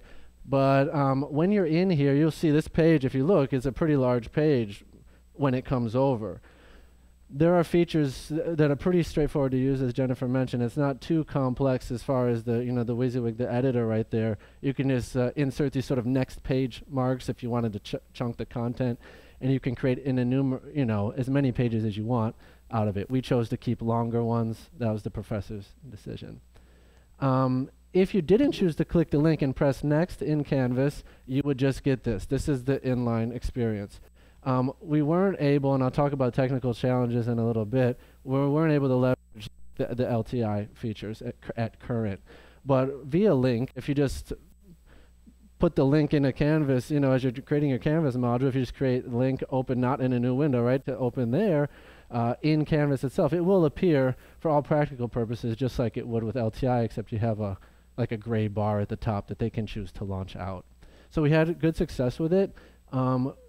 I was very surprised, but semester just ended, but along the way I heard like 0 comments from students about any technical issue, any problem accessing the book, or any sort of complication with anything that we did on the redesign. So that was pretty astonishing to me, because typically, with the class of 300, you get someone saying something, and then me having to go in and like, alert, I gotta go in and adjust something, but that didn't happen. We were very fortunate. As you can see, since Hypothesis kind of came up too, and we've talked about notes with John's presentation a little bit, with instructors leaving notes in a text, Even if you don't want students to all create accounts and you got to put that through, information security, which I've had interesting conversations about that. There's some process there. A faculty member can very well open up this little frame. I don't know if you can see it. There's a little frame there with an arrow, an eye, and a little page. That opens up, and a faculty member, if he's willing to do so, can leave notes in the public space. He made this account of his own free will. There's no student data being compromised on this third party, server, etc. So if you wanted to avoid that, the professor can still leverage a note thing by highlighting, leaving an annotation, and all students, and actually all people, if you put it public, will be able to see it. So there's complications there, and there's a lot of dynamics to using Hypothesis or any of these tools. But yeah, if you want to trace the break again, I've delved into them deeply. I don't want to get into it now necessarily though. So successes and challenges, I think, with this project was that our first adoption, and we are in like nascent stages still. I mean, this is the first experience that we've had, as far as I know, with this product at this institution. The good news was, though, it had exposure, right? Because it was with a high enrollment GEP. The faculty member's a full professor here. He's been here many years. He in political science department. He knows everybody. So I mean, people know there are already the next iterations of courses being taught are taking his Canvas course shell and using it for themselves. So now it's starting to bleed over into the other sections, and we hope that this can gain momentum beyond the Department of Political Science. We're working on an IRB now to kind of deal with like report sampling and reporting. How are we going to deal with this data? We're not getting much data from it now, right? But as Etienne mentioned, again, now that Pressbooks is doing hosting, they're developing two solutions so that we can start to, and they're looking for even external solutions that we can leverage to get anything from clicks to reads the time on a page to as elaborate as grade passback from H5P or something like that. Some challenges, again, the Canvas integration for us wasn't just an easy thing. We couldn't just snap our fingers and have it launched via single sign-on LTI into that, but these are things that Hugh McGuire and his team at Pressbooks are working on diligently, and we're all migrating kind of in this month, actually. All of our instances are getting kind of moved over to their space, and in this quarter, I think they're going to have solutions for the single sign-on and LTO or LTI that we can adopt if we desire. For me, again, maybe not for all, the most time-consuming, the part that really took the most effort on my end was just cleaning up what I brought over, because I wasn't authoring something original in there. The faculty member wasn't authoring. He wanted flexibility. We brought in a lot of text with a lot of tables, figures, funky stuff happening in there, and then yeah, we had to find a way to make that look clean as fast as possible for students to not see it. So fortunately, you can turn off certain sections of the book, and I had to utilize that feature quite often as I was editing live, during the semester. Let me go into chapter 3 and 4 now. They're reading 1 and 2, and then I adjusted it. So our library looks something like this now, still small, but I have a kind of a plan of attack, or I had, and I'm adjusting it as I go. Where you see the American government title there, and anything that says under revision is something that I have brought in from OpenStax or Lumen Learning or something like that, and I'm cleaning it up. Anything that says Sandbox could be from OpenStax as well, but it's something where faculty have showed interest in actually authoring some stuff in there. They have materials. And so that's how I've decided to kind of divvy up the space where I work, is that anything that's kind of working won't have any titles. Anything under revision is something that I can use. And because at the end of the day, faculty that I talk to want something that they can take out of the box solution, right? And if they want to cut, I guess the advantage of having it here rather than in OpenStax or with Lumen Learning or whatever is that in here, even though it's the same content, they can drive that experience. I can delete a chapter, I can edit something, I can add something, I can pop a video in here, do whatever I want. So even though the library, some people might say it's counterproductive because you're building a library for what? Like maybe no one's going to adopt it, but maybe they will too. So once you get the process down of bringing something in there, and if you have a team you can assign to the cleanup, I think that you could have a quick turnaround time on bringing in a book, clean up, and ready to roll in a matter of a month probably, if you have adept people at doing so. So I think my recommendations would be kind of what the platform was designed for, to be a sharing mechanism, right? That we can all work together and should work together. And my next slide will show you about some of the institutions doing stuff, so that others can benefit from the work that we put in, and we can work together. And it's part of the consortium kind of idea, right? That we will all kind of work together towards one common goal. Jennifer mentioned all the you have a lot of exportability functions if students want to take it offline or in print, or want to even do something with it in that realm. And then the clonable feature. I mean, there's a very simple thing. You press clone a book. You click clone a book. There'll be two fields. One field will be, maybe let's say I'll use Lumen Learning as an example. All of the titles in the Lumen Learning, and I have a link on this actually if you want to click it. They have a lot of GEP courses covered there, right? And it's very clean. There's not a lot of cleanup that needs to take place with those. If you click clone a book, grab the URL that book exists on, you just pop the URL in and type in what you want your URL to look like, maybe, psychology or something. It'll be, in my case, ucf.pb.unizin/psychology. And I named that, and then it just created now my book in my web space, in public or private, but in this case, because the public source is public. And it's that simple. It's just a matter of link, name, press enter, wait 10 or 15 minutes. And then the book's there. And don't be alarmed if it times out, because it does time out. Then you just refresh it, and you're like, oh no, it failed. Then you just press refresh, and it goes. So not to fear. These are all things I freaked out about, obviously, that I don't want anyone on your teams to freak out about. If you go on the Unizin website, you'll see a list of sponsor teams, and I just grabbed those and put them here. all of these people have, all of these universities have people who you can probably access to talk to about stuff, and I would encourage you to.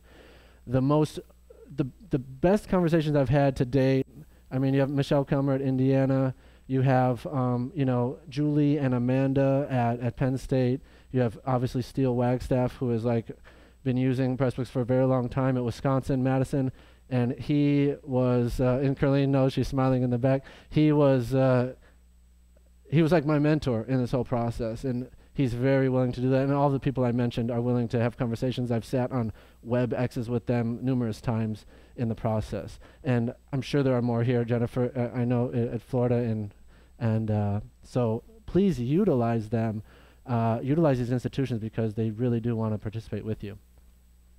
And one last thing, I know I'm probably out of time, but hopefully since we've been borrowing and sharing time all day, I hope I have a little bit of, if I have a little bit of time, I'd like to just share something that I've learned along the process as my third recommendation, is to create agents, right? To give ownership to people in ways that I felt that I determined that we could do that is by giving resources, support, providing leadership and training, none of which I've done to this day. They're just theoretically in my brain, and I want to implement them. They're in planning stages, right? But I've determined, and from my experience, I feel like if we have, the tools, meaning the technical pieces, right? The tools, the text, the content, and the people surrounding that with positive energy and a mission, that's a great, important key. The mentorship collaboration, as I talked about, university partnerships, or even internally if you have a big group doing it, very important. And then training, something I haven't done, but something that I really should do, is I need to start, now that I've done one semester of this, create a workflow and share it with my colleagues, because we have, upwards of 20 designers probably, varying levels of knowledge about this tool. And I can't do it all myself, and nor should I want to. I should want to share that and do whatever. So creating a workflow internally, and then that we can share out, I think would prove well. So I'm going to show this in kind of action, what I talked about, with a project that was started by Robin DeRosa, who I don't know if any of you are familiar with who this is, but she is out of Plymouth State University, and she worked with students to create this open anthology of early American literature, right? Thank you. So what they did was they just basically sourced public domain texts, and then the students, part of their work, right, was to create introductions for that, right? So lead-ins to the content. And it was a way of proving knowledge, a sort of non-traditional way of checking whether they're reading it, et cetera. So that was her approach to it, and that began kind of organic, in a classroom, right? Extended out to alumni of her class, and now has been kind of pushed over to Rebus community, which is also Hugh McGuire, who is the CEO of Pressbooks, also has his hand as a co-founder in Rebus, where texts go now to get refined by subject matter experts who know about this, who maybe are professors of it, or et cetera. And they will work on now making it more robust, solidifying it, and then probably representing it. And by the way, this is all in Pressbooks, right? So this end product, whenever it does get finished, and it might be a year or so, there will be this sort of refined piece of a tool or piece of content that then you can apply or that you can present. And so there's a process here that may start in a classroom, get into Pressbooks, like kind of how it did here, then it might reach the community where more people add to it, right? So there's a big ecosystem that may not be apparent on the surface, but that exists in channels. And the more people you talk to, the more you'll get it'll reveal itself that there's a huge community centered around open resources, open educational resources, and a lot of movement and more funding, if you may know already, more funding behind that now. So we can offer potentially more solutions and more incentives. This is kind of wrapping up. 3 guides if I were to leave you with sort of things to enable or to give, sort of shareables. This is something produced by Pressbooks, by Hugh and the gang. That's great. Sorry if you were writing something down. I saw some people writing. Growing Guide to Textbooks, self-publishing guide. It's very good to sort of empower faculty or whoever's going to be authoring in there. And then if you want to kind of try the Robin DeRosa approach, I know, I thought I borrowed time from somebody. Okay. And I killed that time too? I'm so sorry. Okay. And then lastly, and I think very importantly, these channels have been a blessing to me in my journey. The Slack channel is very active. From Hugh, Ned, Dak, these are 3 names you'll get to know well if you start to use it. These guys are like, you can reach them in a moment, they'll answer you in a moment. It's very active dialogue in all of those channels. And Hugh's very accessible hosting, I won't get into more. And sorry, my time's up. Thank you. All right. Are there any questions for Jim about his use of Pressbooks or Pressbooks in general? Or Jim, I had a question. Yes, you can try to contract me out. I just don't know if that'd be something that time would be able to. No, I'm just kidding. I was just interested. I mean, it is a university system, and the interest in affordability. Yeah. Let's say that American Government book was just amazing. The students love it. It's effective. It's something that we would want to share that instance with the other universities to use. I know you kind of touched on it, but it's still a little fuzzy to me. How would you go about sharing that book with other universities in Florida? Yeah, so great. And I know ATM might be, he brought something up to me when we were in Chicago on the summit about, would you be willing to share that government book so we can put it in a sort of engage sort of repository space where then it can be hosted alternatively there or potentially downloaded. So I mean, it's available via going into through the web link, it's publicly available books. So I don't know what would be the best mechanism to share that. I haven't thought probably to that end, but I do think that sharing is caring. And so I want to Jennifer. Just one kind of comment to that. Yeah. There is a statewide OER eText committee that is grappling with this, and I'm looking at Dennis, the co-chair for that committee. And one of the topics of conversation is putting together a statewide catalog of OER resources and making them available potentially through the FLVC catalog that's been talked about. So there's quite a bit of discussion going on about how to share that information. But we don't have a solution yet, so that's a thanks. idea. That's above my pay grade. I guess I didn't have that. I wasn't privy to that, but that's great, and I'm glad. Please let me know so I can share as. So thanks, guys. All right, thank you, Jim. And we have one last presenter for this block of time, Mary from Florida State University. She's going to talk about Design Tools Suite, also known as Kennethware, and I just love the name Kennethware. I want to create something and call it Amyware, which is fun. Has anyone else have used Design Tools Suite or dabbled in it? Okay, great. I'm curious to hear everyone's impressions of that.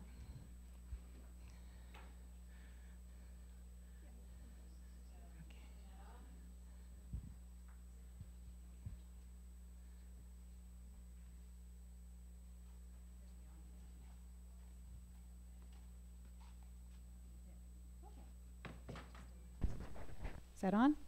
Okay. Hi.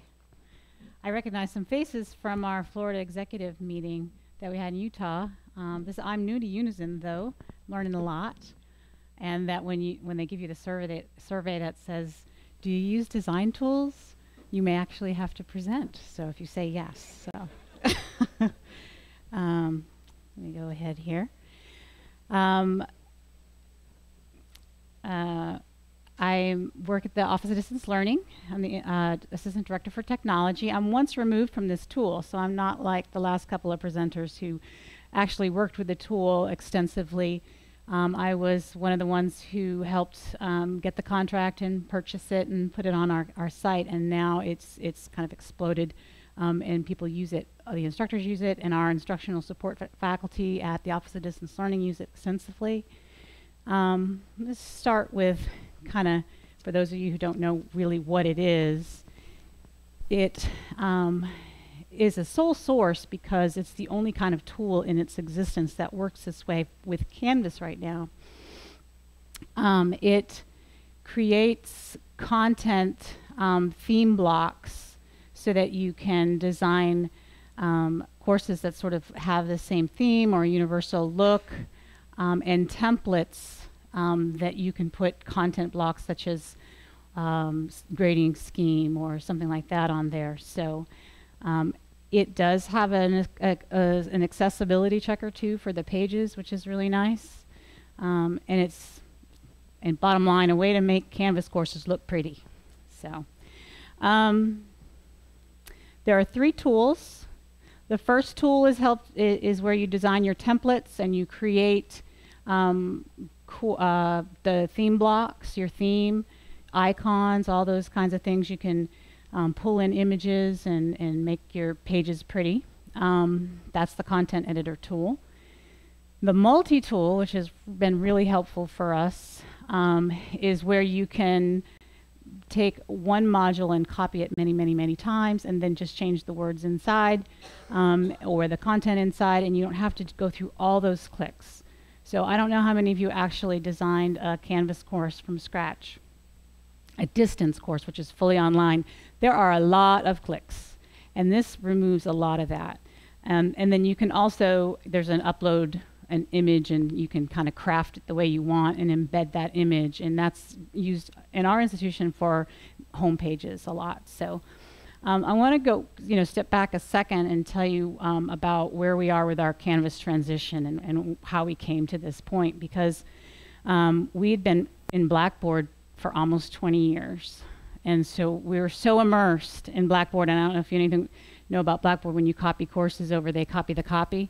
So there's like 6 or 7 copies of Blackboard. So our Blackboard sites were all over the place. It was the wild, wild west. And we wanted, with this transition, we kind of made an effort to say, hey, let's take this opportunity to make the course sites on our LMS more similar, so that when you click on that, you're at an FSU distance learning course. Not that we didn't want cookie cutter, and we wanted to have lots of flexibility, but we wanted just to have some sort of unified theme, and we wanted the students to have a similar experience no matter what course they were in. So the navigation, you can't make your own navigation like you could in Blackboard, so that kind of sorted itself out. But the theme and the template, and also having available the information that we use Quality Matters rubric, we wanted to have that kind of ready for instructors to pull in, because it's hard to ask instructors to move all their courses from Blackboard. Oh, and by the way, have all these things in there too, and have it this way. So we wanted to give them the tool to do it, and luckily, on our staff, we had someone who had worked with design tools, John Crow at Utah State, and he said, "I've got the tool. I know what's going to help, and we'll make templates, and this is going to be great." So he also made these slides for me, by the way, because he does present a lot. So there's a shout out to John Crow. But he had used the tool. It was kind of in its infancy, I think, and it wasn't quite ready for prime time. But over the last year and a half, it really has just become an easy tool to use. One of the things they did was they created a platform where you open up a page and you can choose basic, intermediate, or advanced. So you can do everything you want on HTML and CSS templates on here. You can do tons of stuff, but if you're not that qualified to do it, you just stick with basic and you get everything you really need. So this is the content editor tool. It looks kind of like a lot on that menu, and you can see there's lots of icons, there's lots of little widgety things and pull down, drop down menus. But he has Kenneth Ware. Kenneth is the one who developed this. He has a tiny little space to work with in line with Canvas to make this work, and he's done an amazing job fitting everything in there that you need to create content blocks. One of the nice things too is the accessibility tool. After you've created your page, it will check to see that you have added alt text to your images, and if you haven't, it will nudge you to do that. It will check to see that your links have meaning for screen readers, so that they're not just a bunch of gobbledygook. And it will check your heading structure to make sure you haven't gone from 1 to 3. And so you can fix that right there. And you can fix those things using the accessibility tool. So that was another one of our goals, because frankly, our Blackboard courses were not accessible. It's more reactionary. But we wanted to build that in up front because I think it's easier to make accessible pages from the start rather than try to retrofit. So then the multi-tool, here's where we got really in love with design tools. Again, these distance courses that have just so many modules and so many assignments, and we can just copy them over and then edit them, and it takes 1/10 of the time to do that.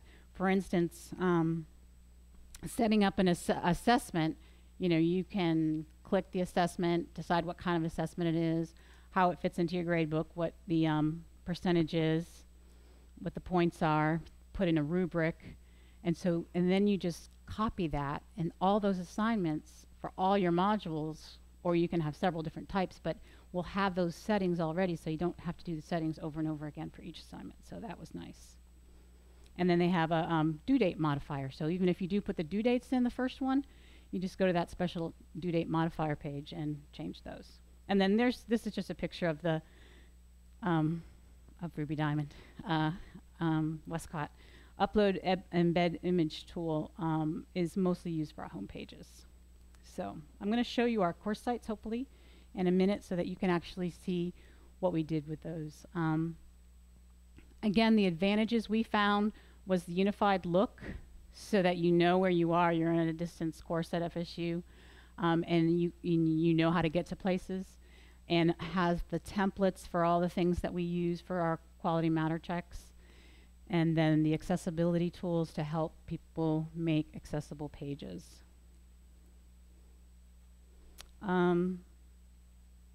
It's really easy to put into Canvas. It's just like a regular tool that you do. It's the only one on its kind on the market right now, so we were able to use sole source funding. They are extremely responsive to things that when Canvas updated their homepage at one point, and it messed up design tools for about a day, and he fixed it. And so he's always kind of on the leading edge of working with Canvas as a partner to figure out what changes they're making and make those changes so that when they're made, it keeps your course sites beautiful. So again, this is John Crow's slide, so I'm hoping that this is true. I'm sure it is. But we use it, University of Florida, Embry-Riddle, and Broward County Schools. So I'm sure there's a lot more. Here's just a snapshot of the course page. I'm going to jump in here and see if I can show you the real thing. Lost my mouse here.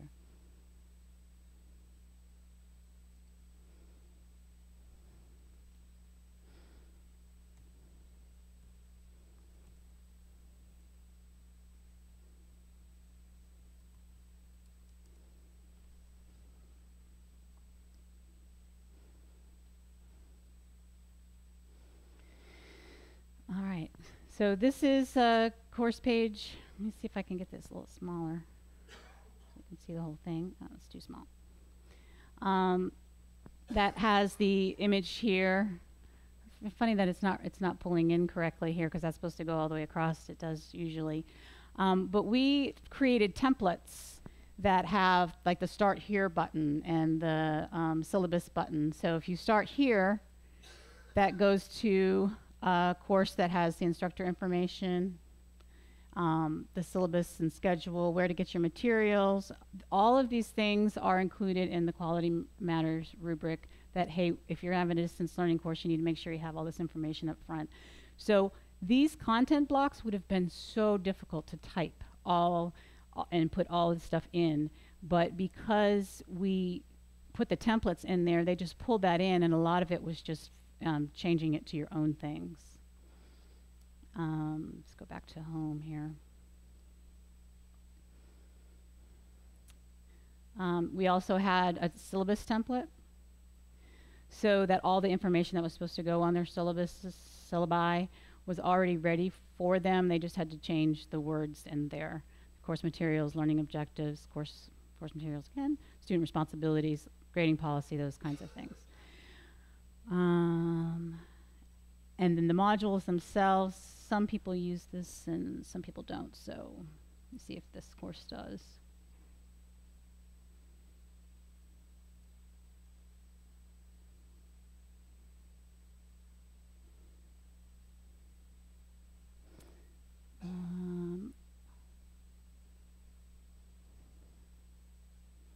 Yeah, so they also use the headers and things for their learning objectives and things like that. So I'm going to minimize this. The nursing class, I didn't actually hyperlink, so we can't get into that one. But you can see the beautiful picture that they put in the front, and then they also use the syllabus has easy navigation. So you can take your syllabus HTML page and then put it down at the bottom, and they can get to all the weeks and all the assignments from there. So it's a lot easier for students to navigate through these. This shows a good example of how it's incorporated into the modules themselves.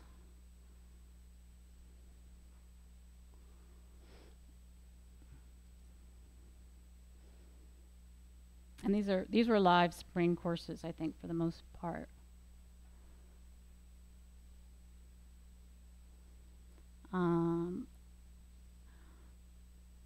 Just go to module 2. This tells the student what the module is going to do, what to read, what to watch, what to listen to, and then of course they just hit the next button and they get to the assignments. And I feel like for students this navigation is so much better than what we had with Blackboard. So it was well worth it's the money that we paid for it.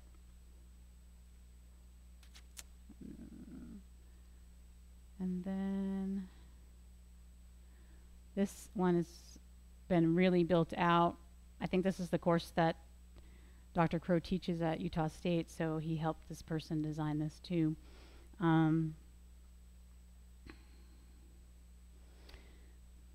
Again, it has the Start Here page, which we recommend that everybody does. So we have an introduction, we have videos, and then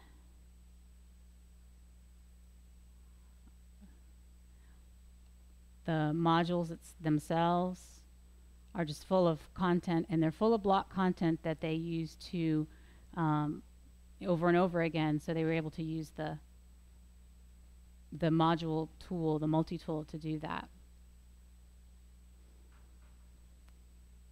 Just go to week 2 overview. Activities and assignments, learning objectives, and then you hit next and you get to the content, and it's all really in line. The lecture videos are in line. Now, design tools won't check to see if your videos are accessible, and they won't check to see if your documents are accessible. It can't do that. But it does look at the elements on the page. So we have work to do always to get all the accessibility components in there. We're still working on that. As far as our timeline goes, for our transition, we started with a pilot last summer, and half of our group was in the fall, and then full spring. So we haven't done a lot of data analysis as to how many people have used design tools, but we're getting there, because now that we've had everybody in there for one term, we can pull that information out and figure out how they used it and what parts they used, and get some feedback on how we use it. So, in conclusion, I don't think I ran out of time, which is really great. It's simple to add on to Canvas. Thank you. It's very simple to scaffold your templates and your assignments so that you have this overview that you just have to fill in the details. You don't have to know programming. You can just get on there and use it. Now it's a little bit of a learning curve, but once you learn it, it really is pretty easy. And it does support our compliance with accessibility. And we feel like we have a consistent brand and look now that we did not have in Blackboard, which we really enjoy. And the updating and the service and the responsiveness from the vendor is amazing. So that's the end. Questions? I want to go back to something that the first words you said, and this might be a Unizin, is that you said you got the contract and you purchased it. You're using the purchased version from City Labs. It's not Kenneth Ware anymore. It's definitely Design Tools. So you're using that, or no? Yes. So I don't think we had joined Unizin at that point. Okay.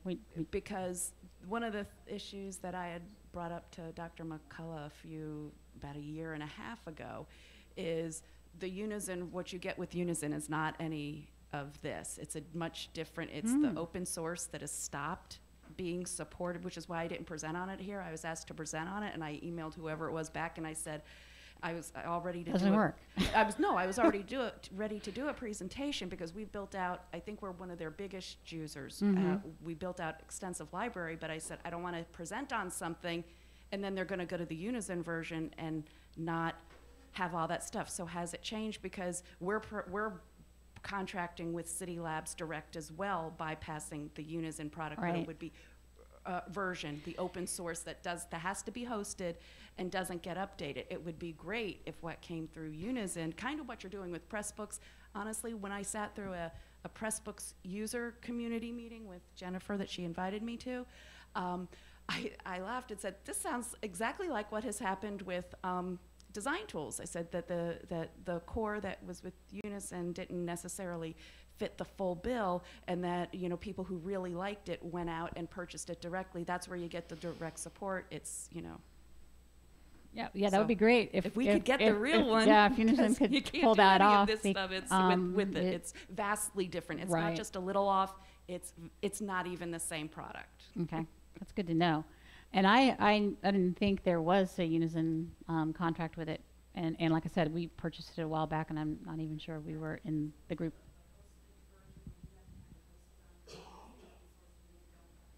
Okay. That was my question too, because we started with the Unizin version and then we had to move to it. So does Unizin have plans to continue to support the most recent versions of Design Labs? More up-to-date info than even Etienne has. Etienne's gonna be like, what? So the references to Pressbooks, that model is one that we're also pursuing on this as well. So for those that don't know, when we started with Pressbooks, we stood up the open source version, and we supported that for the membership at no fee. Most recently, as I mentioned earlier, we moved to kind of the white glove hosted full entity. And as soon as we finish that, which most of it's done this month, because we had to migrate everybody that was on a current open source Pressbooks version to the white glove hosted version. So we seek to finish that this month, and then the next thing we're looking at is this. So yes. So I don't have any more details than that, but yes, we're looking to do almost identical to what we did with Pressbooks there. So, yeah. I was going to mention also our tips for implementation, because I know that Unizin's going to get this now, and I feel like it is. We did one-to-one consultations with our instructors, and we also did just regular training sessions. We did boot camps, we did webinars, so we just spread the word through so many different vehicles, and I feel like sitting down next to them and showing them the tool for about an hour. and then having them practice is the best module or method for getting them hooked into this. So. And they really got on board. So I know we have at least 1,000 or a couple thousand, I guess, course sites using it. So a short time. Are there any other questions for Mary? Okay, Mary, thank you so much. We appreciate it.